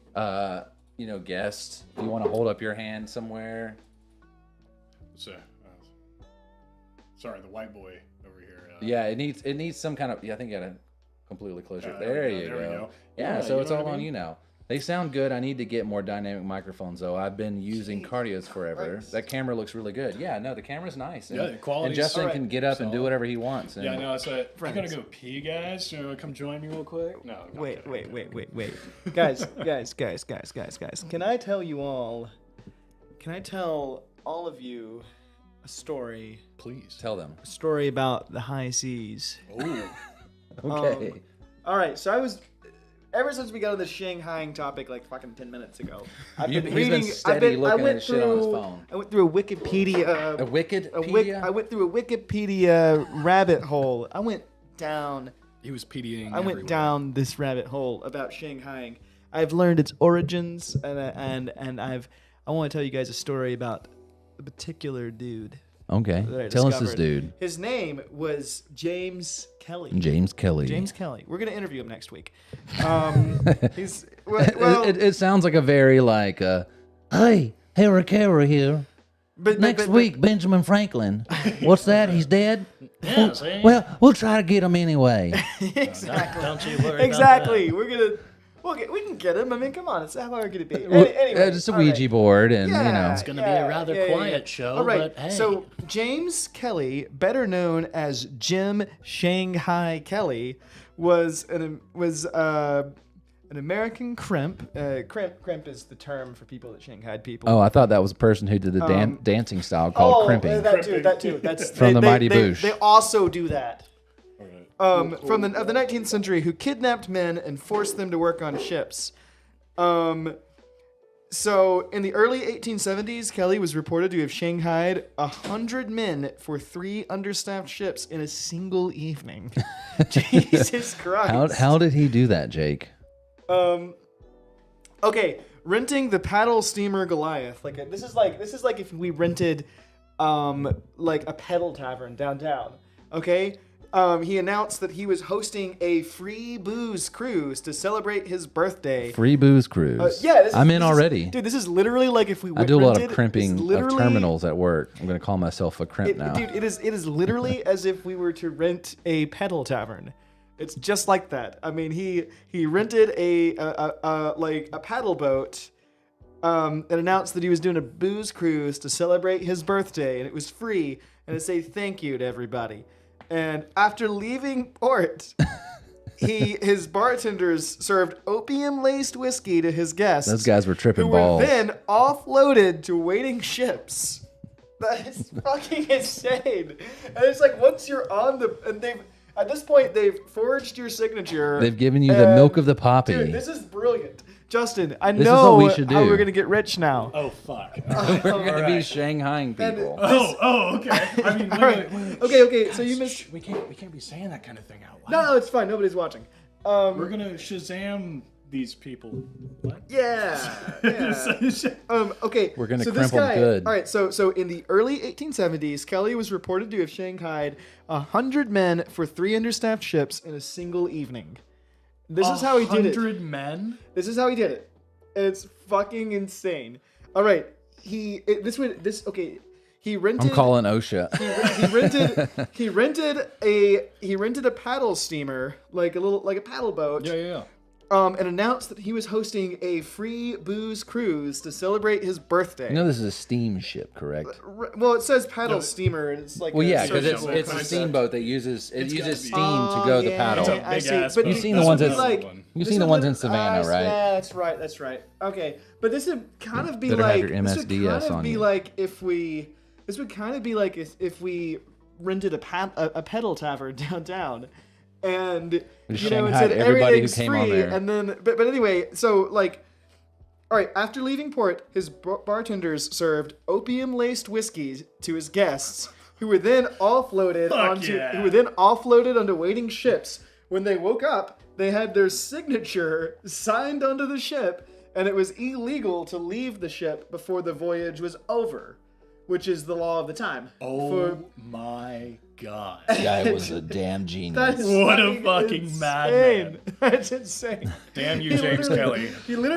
He kidnapped them, drugged them, put them onto ships, and forged their signatures. And they're like, "Fuck it, I guess I'm going to Shanghai." Welcome to your new life, This is my friend. he was sitting at a bar insane. somewhere and he's like, dude, I got a fucking idea, man.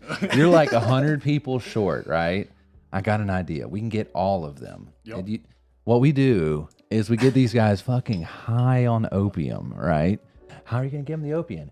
We're gonna give them beer, man. Free booze, Free okay? booze. Free booze. You gonna turn that down? He's like, hell no, I want some of that too. In time, man, in time. And what we're gonna do is we're gonna get them high as shit on opium, move them onto a boat. We're gonna just chicken scratch their fucking signature on something, because who fucking knows? And then these guys are gonna be forced by law to work for us. And what time of the when was this? Like what era was this? What? This was the 1867? 1870s. Jesus. In the early 1870s. So it reads here that so his biggest concern was returning from a well-publicized event with nobody on the boat. Where'd they go? We had a swimming party. I don't know. They just kind of fucking... But apparently, I don't know why I was doing it was the Casey avoided by a Kasem stroke voice. of luck because another You're boat, listening to another Casey boat Kasem. nearby sank and acquired all the publicity, so he got off without hardly any notice. Oh my god. Clever bastard. Dude, this is apparently also a movie. Somebody made it in 1967. I was gonna say this is literally the fucking premise. Is it to called some fucking- Shanghai or something? No, it's called the Shanghai. Crimping. It's called Shanghai Kelly's Birthday Party. Oh, I gotta From see this. We gotta watch it. It's 1967. Shanghai Kelly. We should watch it. I feel like the next beer, just because I brought this on, I need to read it like Casey Kasem. Do it. Well, we have to finish the beer we're at. So, Solange. Dobrolja. Let's see here. All right, so is Bed of Nails Brown Ale. Ooh. This is Casey Kasem. Bed of Nails Cilantro. Brown Ale. Malty and smooth like Mariah Carey's last album. He does do a lot of breathing. Highwire Brewing. Okay, it's maybe a bad Casey Kasem. I was gonna say you're This almost is rolling Casey into Kasem. Matthew McConaughey in a sense. 5.5%. It's less hoppy, more malty, and more dark. 21 IBUs and 1 pint. Bed of Nails is crafted as... I can't do it. It's awful. As an American ode to the traditional English brown. Light hoppy additional balances the natural sweetness present in the specialty malt. Sorry. The plosives in this microphone I probably should work on. This beer's delicate body and dry finish allows flavor and toffee and dark fruit to shine through. The plosives. Things like sweetness present. Anyways, the plosives. You'll hear it when you do it. Do a plosive. Plosives? Purple pink. ASMR. Good beer, good times. From Casey Kasem. Brewed and canned by 3 Ring Brewing Company in Asheville, North Carolina. You're listening to Trade Skills, and we're going down the rabbit hole, Cilantro. drinking some beer. If you get wind covers, don't cheap out. I cheaped out and it sucks. So the wind covers on these mics look like shit. Exactly. Right. So maybe I will get 4 wind covers to deal with the plosiveness of this.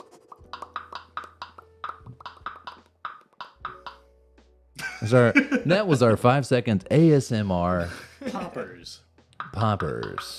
Have some of this milk of the whiskey and Goddamn Milk of beer. the poppy. Open the goddamn beer. you gotta say it again, Jake. Open the motherfucking goddamn beer, please. All right. So currently, High Wire. Yes. To Good administer beer. milk of the poppy. A bed of nails, yes? Milk of the poppy. Is High Wire the brewery that? That sounds familiar. I think I've had No. some I mean, I've had High Wire before, but I'm thinking that High Wire is that was Beacon. Never mind. That Liv worked for the old brewer at yeah. Pretoria What are you talking Fields. She worked at Beacon. She helped set up Beacon. The worst Yeti modded out with glue on sound absorption panels is reduced echo. Thank you. So, I mean, whatever works.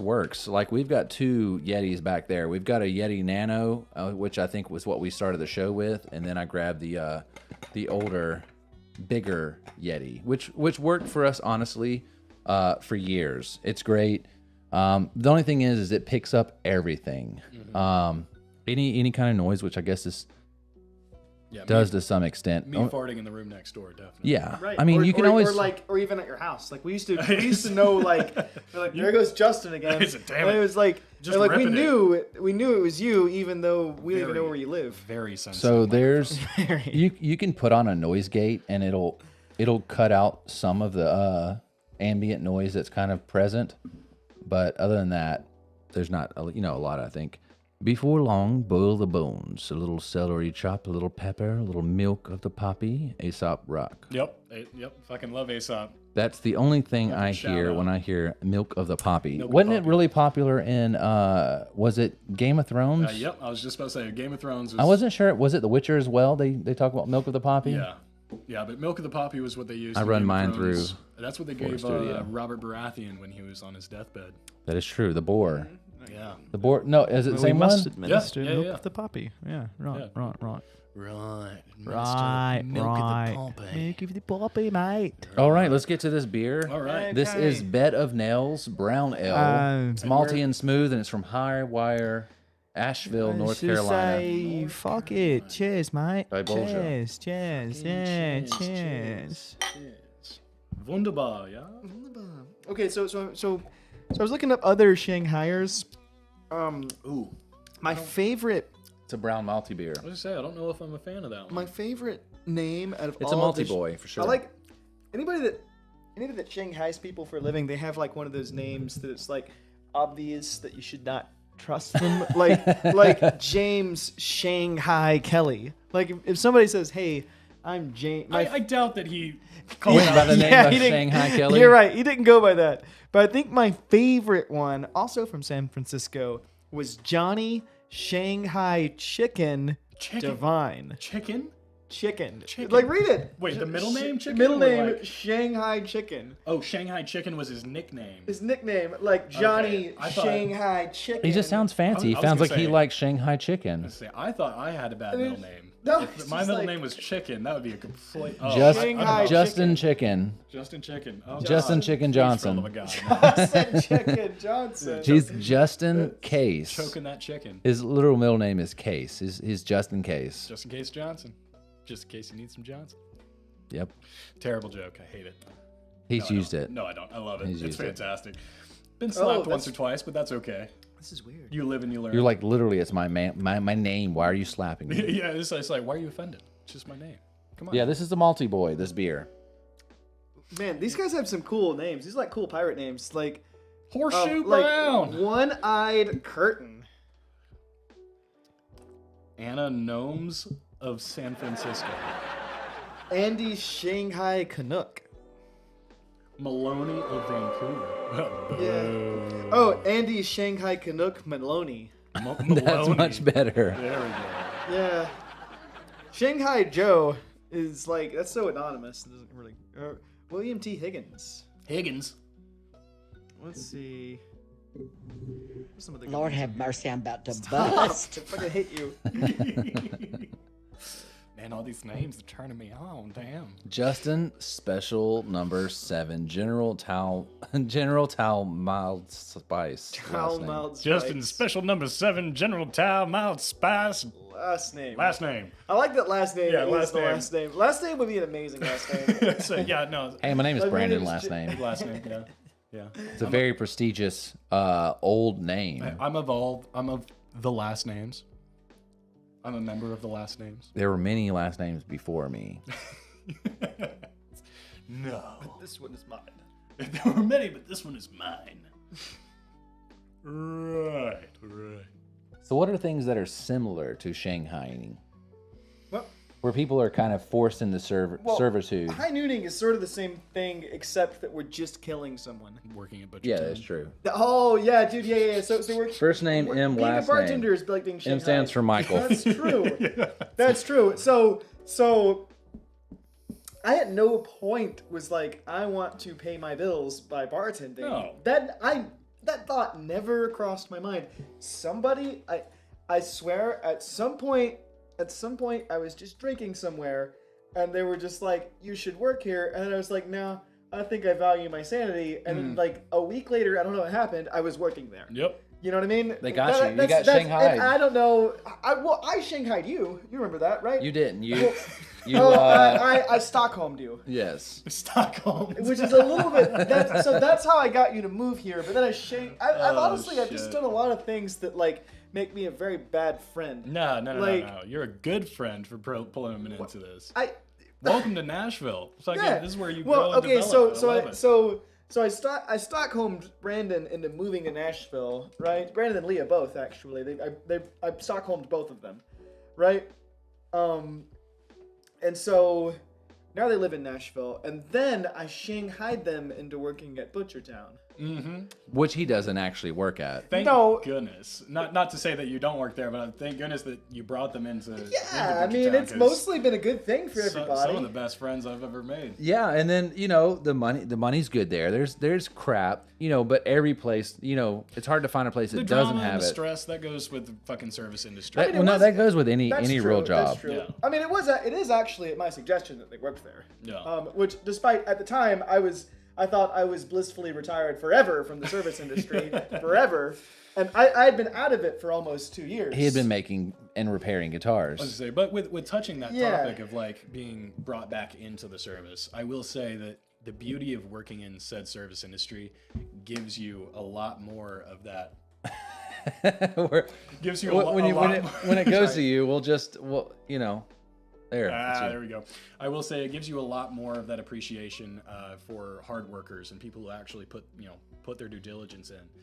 When I first started working in the service industry, I wasn't planning on being in it for more than 6 months. Yeah. And then at the place I was working at, I was there for 4 years after saying, funny how I'll they be get here you. for 6 You, months. you Oh, start no. you start making that good money, and then I wasn't It's even hard to making walk good away- money, but it's- it was the livelihood of it. It was the people you work with. That it's you true. really start And the people building. you meet along the way as Yes, well. that's You got So that's- people like that's a big Seth. You got factor. people like Anjay. You got a lot of Yeah. cool people that come in. That's a big Shout big outs to some factor. regulars at Butchertown Hall. Yeah, that's a But, big factor is the people. Says for I've me. kind of wanted to pay my bills bartending, or at least get really good at it for parties. Just Oh. found my friends drink a lot less now that I have my own house. It's a great way to definitely host, and like it's honestly it's a fun thing to do. It's a good skill to have. It's a great skill to have. And yeah. you'll make great money. Oh yeah, You'll I make mean, great money. I mean, well, I wouldn't say you guarantee will make. No, great no, money. no, It no. depends on location for sure. Location and But- volume. Like if you Yeah. can have lots of people coming in, as long as there's volume and then the prices are good, you don't have like $1.50 Yinglings and shit. Yeah. And you have like $12 margaritas, $11 margaritas. Jake, there's I Party foul. succeeded. Party foul. what happened, Jake? I almost opened it and then I failed. Here, use. Hey, there you go. Crack it open. No, but one of the things I would say overall when it comes down to service industry and stuff like that, I don't want to get too deep onto this topic Right. of this down the road, but what I was starting with talking about this was saying that's like the beauty of it is that it doesn't matter what you do for your actual job. If you've worked in the service industry before in the past or have any form of experience within it, it is a safety net guaranteed.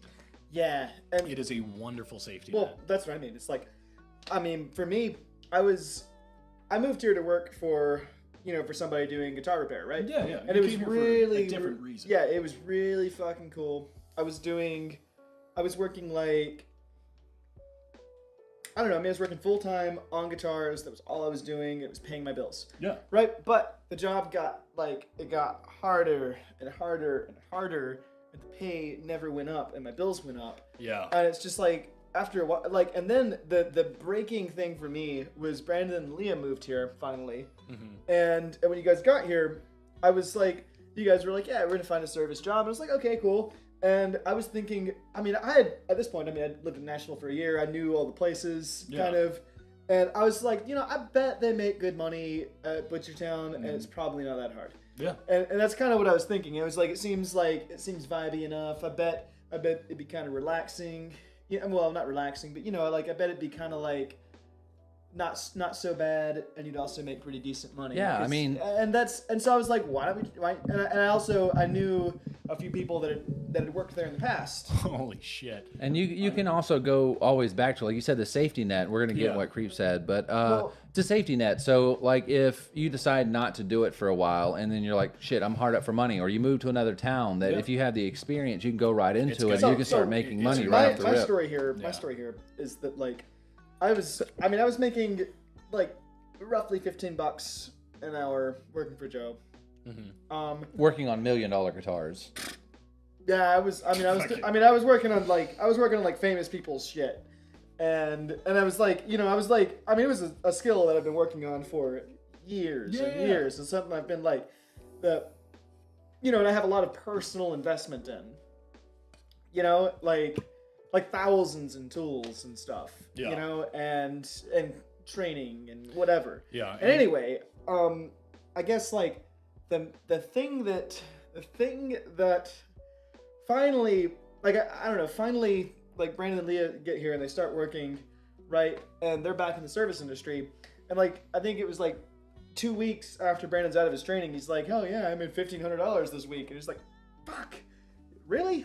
I'm thinking Yeah. it's like that's like That's it. 2 or 3 Yeah. times what I was making working for Joe. Yeah. And it was like I was just like, dude, I'm gonna like start bartending 3 nights a week. Fuck it, Yeah. And then like, yeah, I mean, it tripled my income by getting back into the industry. And when I was just like, if I quit working for Joe, I can, I can build my own workshop. Yeah. Do what you want And- to do. And then what you want. be my own boss. Yep. And then in a few years, once I've built up a little bit more skill and built up my own clients, Yep.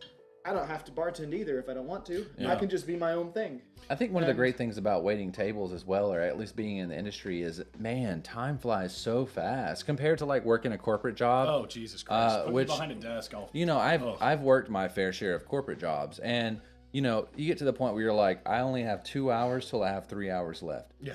Time creeps. I can't But as a imagine server job, corporate- I'll look at the corporate, clock and let's say it's 3 o'clock. I'll start getting busy. I look at the clock again. It says it's 7 o'clock. Yep. I look at it again and it's like, shit, we close in 10 Oh, minutes. we're about done. Yeah. Creep said, I've worked in the service industry before for 4 months or for 3 months, and I have a whole page long Google review of someone scamming me and someone else throwing a pizza in my face. I've had enough. I still remember delivering pizzas for 2 weeks, and I made more per week there than I made at a month.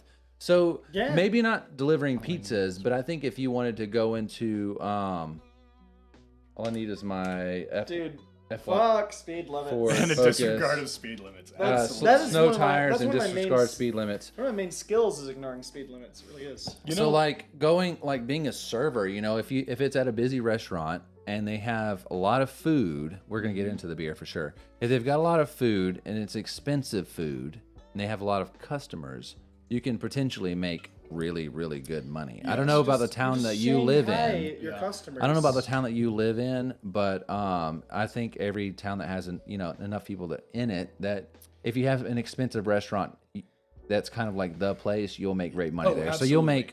make $1,500, $2,000 in our small town. Not so much, where I was from. Like a mellow mushroom was like as ritzy as it got. Not quite. There was Garganos and places like that, Oh, but well, there was. but I Rest mean, in if I peace. made Thank God it's gone. $100 a night in a single shift, I was okay with that. And now if it says anything less than 400 now, I'm like, fuck, it was a slow ass night. yeah. Same. When I tell Yeah. you I was doing 40 down side streets in sideways corners, having to shave 10 minutes off deliveries, easy tips once people realized. I promise you, serving will be a lot easier and you'll make a lot more money. Oh, 100%. And you're your own boss as a server. Yeah. If you don't make the money, it's on you. Yeah. You really don't have anybody else. Really, like there's managers and there's people like that. Ultimately, they don't pay you. I'd say Like the only thing that would stint your pay when it doesn't come down to you would be coming down to the cooks within the restaurant. I think if you're smooth enough, you can smooth it Oh no, over you though. can schmooze them for sure, but like depending on clientele, definitely certain clientele has a certain tone and a certain dialect that they like to use on you, Right. Direct you. Oh, you fucked up. Well, I mean, there's certain customers that's always going to happen. But if you have somebody who's like, let's say, for example, like Butchertown Hall, let's say the Wagyu's sitting at 25 minutes. Yeah. And they haven't ordered any appetizers or anything. If I know that they're taking a while, I'll just get them to make me some a thing of Brussels sprouts Oh, or make me a absolutely, cheese dip, and the guys are super happy. Or I'll give them a free margarita or something. It's Yeah. like as servers, you can kind of do that and You have- smoosh them I just over. usually, I'll just like sit down and like hit on them, awkwardly for like 20 minutes. Just like, hey, you have the nicest eyes. I'm just talking you know, up. Managers putting you in a shitty section. Yeah, no, that definitely will. If you That does happen. You have to have customers and you have to have lots of them Well, to I make used to have money. this rule where so if you want to like even out like people that don't tip great, just mug every third customer. Or so. When they And get then out you to their get- car, Hey, you forgot my tip. you Give me your wear money in your wallet. you're man. wearing a mask. You have a Butchertown shirt on, but you have a mask over your face, and you still have your and apron they're on. just like, I hear your. They're just like, I hear your voice. Also, shout out to Butchertown if you guys want some really good barbecue overall. Yeah, the brisket. Some Good Managers smokehouse putting goods. you pretty in a tasty. shitty I haven't been section. over there in a minute. Hey, you gotta come. Jay gets all kinds of free food. When are you Gotta come working? say Because hello. like I'm afraid It's gonna be a while, right? It's a while for me. I'm off for the month. He's on a hiatus. He's on a sabbatical. Yeah. That says, See, my thing is that never the go back staff- into the service, staff maybe has security changed. again. I The work as a staff is- prototype engineer for a big 3 company. Gonna find a better prototype design eventually. Oh well, see, that's very cool. I would. I mean, I'm a machinist by trades, technically. Like I have a degree in it. I mean, I mean, that's my. That's what you went to school for. That's what I went to school for, Right. right? And then I switched, and then I went to a guitar school after, and And then prostitution. yeah, I didn't have like a long stint. He dabbled in the dickery. No, it Dabbled wasn't. in the dickery. That's not what I. That's Dickery, not dude. what we prefer it to be called. Oh, But- yes. Yes. What do but, we like- prefer it to be called? Dastardly decolations. No. It was just having a good time is what we called it. Diddlation. And Pontificating penises. what? He said pontificating. Pontificating. That's a new one for me. I have a good- degree that's a in good one. electromechanical trade. Just found that design and printing is much more of my speed. Yeah, And lathe well- work soon, right? Because Creep, I want to hear from you once you sell this paintball setup that you used only twice a year. Sell this paintball setup, get you a lathe setup, and Or- we're gonna follow you. And I want to see some lathe work Oh, done. 100%. 100%. I'm excited. Or bet everything you own on a paintball match, and maybe you'll win because of the superior setup. And then take that money. Then you keep your paintball setup. Yeah, there you go. And you also have money to invest because you just bankrupted No, and some then you poor do fool. woodworking and then shoot the paintballs at the woodwork and then sell the woodwork as a specialty paintball creation. Yeah, right. you It's cover genius. it in various Combo paintball work, both. It's and brilliant. then you put a clear coat over it, and Yeah. then you sell it. Yeah, exactly. Yeah, brilliant. Look at that. Look at marketing right there. Right. That's you doing an amalgamation, a mixture of never both of those things that you like, and putting them into your art. So running back into that real quick, into what you just said about saving up for lathe gear and stuff like that. Personally, I think the best way to start into it, like I was talking about, into different prices, different stuff like that for what you can actually spend the money on. I know people are against Harbor Freight because you think shitty product, shitty this, shitty Pontificating that. I get it. But there's one that I'm actually just about to buy. It's about a $400 lathe. It's probably the priciest item that I've invested into my shop itself. But I'm just about to get it, and it is a full 6-foot lathe that you can do any large or any work on. You can do the small stuff, you can do the big stuff. So the bowls and all that. Yeah, and really involve all of that into it. But to get started, I would say just scour through Amazon, juggle between prices and reviews, and you will be able, like, I would say And then buy it on Facebook Marketplace. you could spend like maybe no less than $250 to get started and get involved into it. I will say I think the most expensive thing that you're going to find that you're going to be not wasting your money, but spending most of your money on is probably going to be more of like sandpaper, wood, the stuff that you throw away over time, the stuff that wears down, certain tools, certain sharpening objects, all that kind of stuff. Pontificating across it Is very expensive. Yes. For me, Yes, it is. wood is certainly my biggest expenditure. Yeah. That's because you pontificate penises, and that wood is not cheap. No, it's not. I've I got don't a even know hookup if we're for talking about woodworking So it anymore. says, no, I'm all for Harbor. They saved my ass. I'm down with COVID for a week or two, so I got to fix my money situation for the next bit. I've got the hookup for wood. My roommate works in a lumber yard. Well, please send some fucking contact Dude, information. I dude, would love to. You would get proper about moist, that. like not sounding gross. Yeah. Lord have mercy, I'm about to Fucking bust. stop But you would get proper moist. So we had a guy on our show one time who he was a woodworker. Yes, Salute, we will. salute.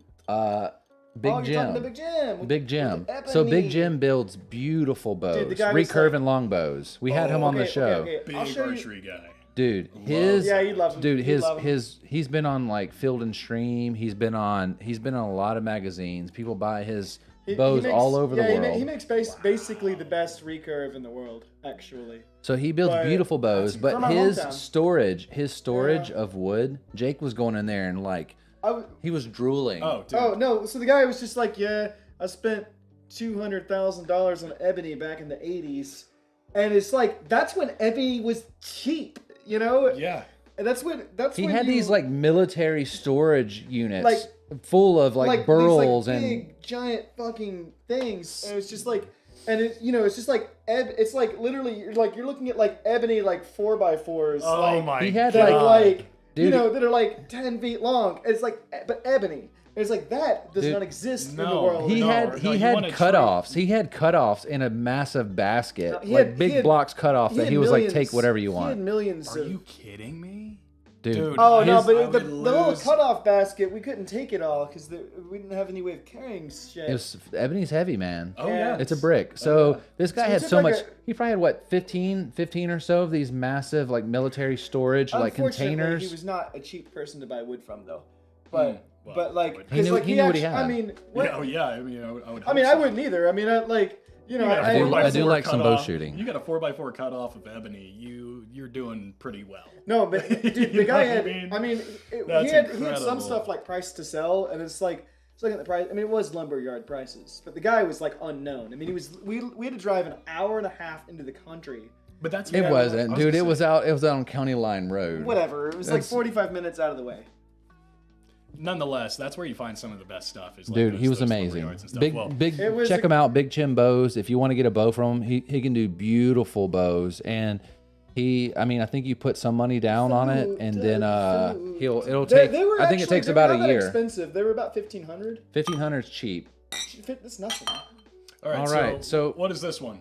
It is the duck rabbit. So I've had duck rabbit. I've had duck rabbit's famous for their milk stout, but this is their dark beer specialist. It's a dark rabbitor lager. It's a doppelbock. Does it contain rabbit or duck? 8.5%. I want to have. So what's cool about this one and about Duck Duck Rabbit stout. is that they kind of have this weird. I'll try to see if I can show it. weird- This label's weird, It's but that optical illusion. you look like it's a duck there, It and is- then it is you both duck and turn rabbit. it there, and it's a rabbit. It's because So- they're the same thing. Ducks and rabbits. So the No, glare's kind of killing it. It's a duck. There's a beak, and then you turn it, and it's a rabbit and head and its ears. And there's goat horns on it for some reason. I don't understand I it. think they're a little bit. I think duck rabbit is a little bit basic, honestly. It is, but I've never had this one. So Yeah, this well, is let's a drink it. Let's specialty see what we one that think. they made. Ooh, So it that's- is 12 fluid ounces, 8.5%. It's a Doppelbock, which they're known for their milk stouts. Yeah. Solange. Did we already cheers? Shit. Yes, we did. We did, yeah. But why not? I just spilled it on you. Why? Happy polylogies. Why would you do that? Apologies. It's easy. Super easy, especially for a Doppelbock. That's okay. I'm trying to think where this is from. So this is Duck Rabbit Craft Brewery, From the Farmville, lands of North duck Carolina. rabbits. Land of Oh, duck okay. rabbits. We got. I've some had a compound for a bit. I really want to get into longbow again. Do recurve, man. Recurve all Dude, day. 100% recurve. Don't get me wrong. Compounds are nice because of their power, and they are like if you got the right setup, it makes It just a lot locks easier. into place. You don't have to worry Yeah. about, The compound's nice, but the satisfaction, 100%. So, right before I moved up here from Dallas, I was living in my grandparents' house, Dallas. and my grandfather, he'd been Vietnam War, had been through all kinds of different, life and all that kind of stuff, and found himself really enjoying archery. So, for the longest time, in the room that I was staying, from like middle school, high school years or whatever, in my room, he had a rack of weapons. It was 3 weapons on it, and then a bow on the top. It was like his dad's gun from World War One, a M1 Grand, and then a Japanese rifle of some sort. Had So it- something he had got it from the written. Nazis. Oh yeah. And then something else he got from My Japan, granddad- World my War granddad II. had a pillaged Japanese rifle. yeah, exactly. it had And then the before bayonet that, he had a on it. bow that he took from the natives. Unfortunately, it wasn't taken from the natives. He had actually got it. He bought it back in 1973. Gorgeous recurve, and sure enough, he never strung it. He never used it. He used another one, but he bought that one just for show. So I asked him before I had moved. I was like, "Hey, are you using this? Are you gonna have any plans with this bow?" And he goes, "No. You want to get into archery?" And I was like, "Yeah." He goes, "Take it. Go for it." So when I moved up here, I went to was a Bass Pro Shop and took my bow in. Talked to him. I was like, "Hey, what does it take to get this like restrung or used?" And they looked at it and they're like, "Oh my God, this is a beautiful piece." And turns out it was like one of these pieces that was like number 70 of 200 or some shit from Right. from like a really like proper craftsman of Right. bow construction. And ever since then, I started getting into it and started playing around, backyard, started playing with the recurve bow and fell in love with it. And then sure enough, found out our next door neighbor had a compound, so he would come over and we'd play around with that. And then he just gave me his compound for shits and giggles. He's like, "Hey, I'm never gonna use it. Take it." And I was like, "Okay, all right." I will take that. Thank you kindly, but sir. yeah, no, if you haven't played any recurves, I would 110% recommend it. It's do. a lot more satisfying. I like the recurve over. No, mind you, I haven't shot a like proper longbow, but yeah. I like a recurve over compound. That's for sure. Yeah, I can't say that I've ever used a proper short bow or long bow of like the classic style, but the recurve in comparison, I mean, it's the closest I think you'll find to that type era type stuff. No, I dig it. Absolutely. So we've ran out of beer. We've talked about woodworking. I must go to the Fox. The Fox. Yes, it is 12 It's their o'clock. industry night. Damn, it's They're- already 12? Yeah. Yes. Jesus. The Fox is doing an industry night where they're giving away some free shit, Oh, and We're an hour over the show. it's gonna be fucking great. You guys should come. I want to come thank with me. everybody who's tuned in. I want to thank Erica and Leah and Alicia, Tim. Thank you. thank you Thank- guys. Thank you. Thank you. I don't have the actual thank you you. thing anymore, but Creep, Aw, lame. awesome. Oh, my dude. Yes. Well, since I Creep. bought this PC, I haven't put all the new sounds in. But Creep, thank you. Anybody in there lurking on Twitch, thank you. We love you. Nolan Richardson, awesome. Thank you for the likes. Thank you for the follow. Always a pleasure. We'll be back next week. You have somebody coming on next week, Jake. I hope so. Fair enough. I talked to him. We've got it in the works. He was out of town when I messaged him like a week ago, and he was like, "Yeah, let me talk about my schedule next week." And I need to follow up with him again. He works at the Fox.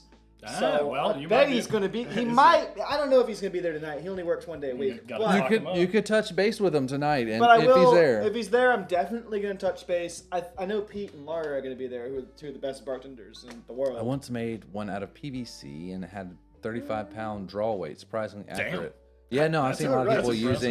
using. I've seen people using I've seen people using PVC and people using like bike spokes and shit I was to gonna try to say make. the one that I've seen Or that bike was actually rims. constructed through PVC was they used a full-on PVC, a heat gun, flattened it out, and they actually used fiberglass rods as the tension builder within the body. That makes of it. sense. Yeah, And it was a would work. brilliant idea. I was The- like, oh wow. The guy that worked, he shared a space with Big Jim. Big Jim owned the whole foundation, the whole thing. He owned everything, but he allowed people to come there, and they basically would borrow his studio and use space and rent it out. Yeah. But the guy used like organic stuff, so he used like longhorns, and you would take the horns and make them into the actual like arms of the bow, and he built that kind of like super old school like Yeah. Mongolian style primitive. Yeah. Oh Yeah, yeah, so- yeah. That one guy he was doing like literally like the Mongolian style bows. Yeah. It was- That's Which is incredible. really Cool to cool see. because one of our later episodes was a falconeer who used like old style Mongolian, like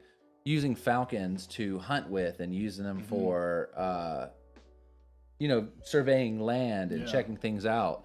We had a falconeer on the show, and he had his like massive falcons. Or That was one of my favorite He had things. big It's like hawks. sitting at this workbench with like this fucking bird, and the bird just like massive looks hawk. at you, and it's just like. "Ah!"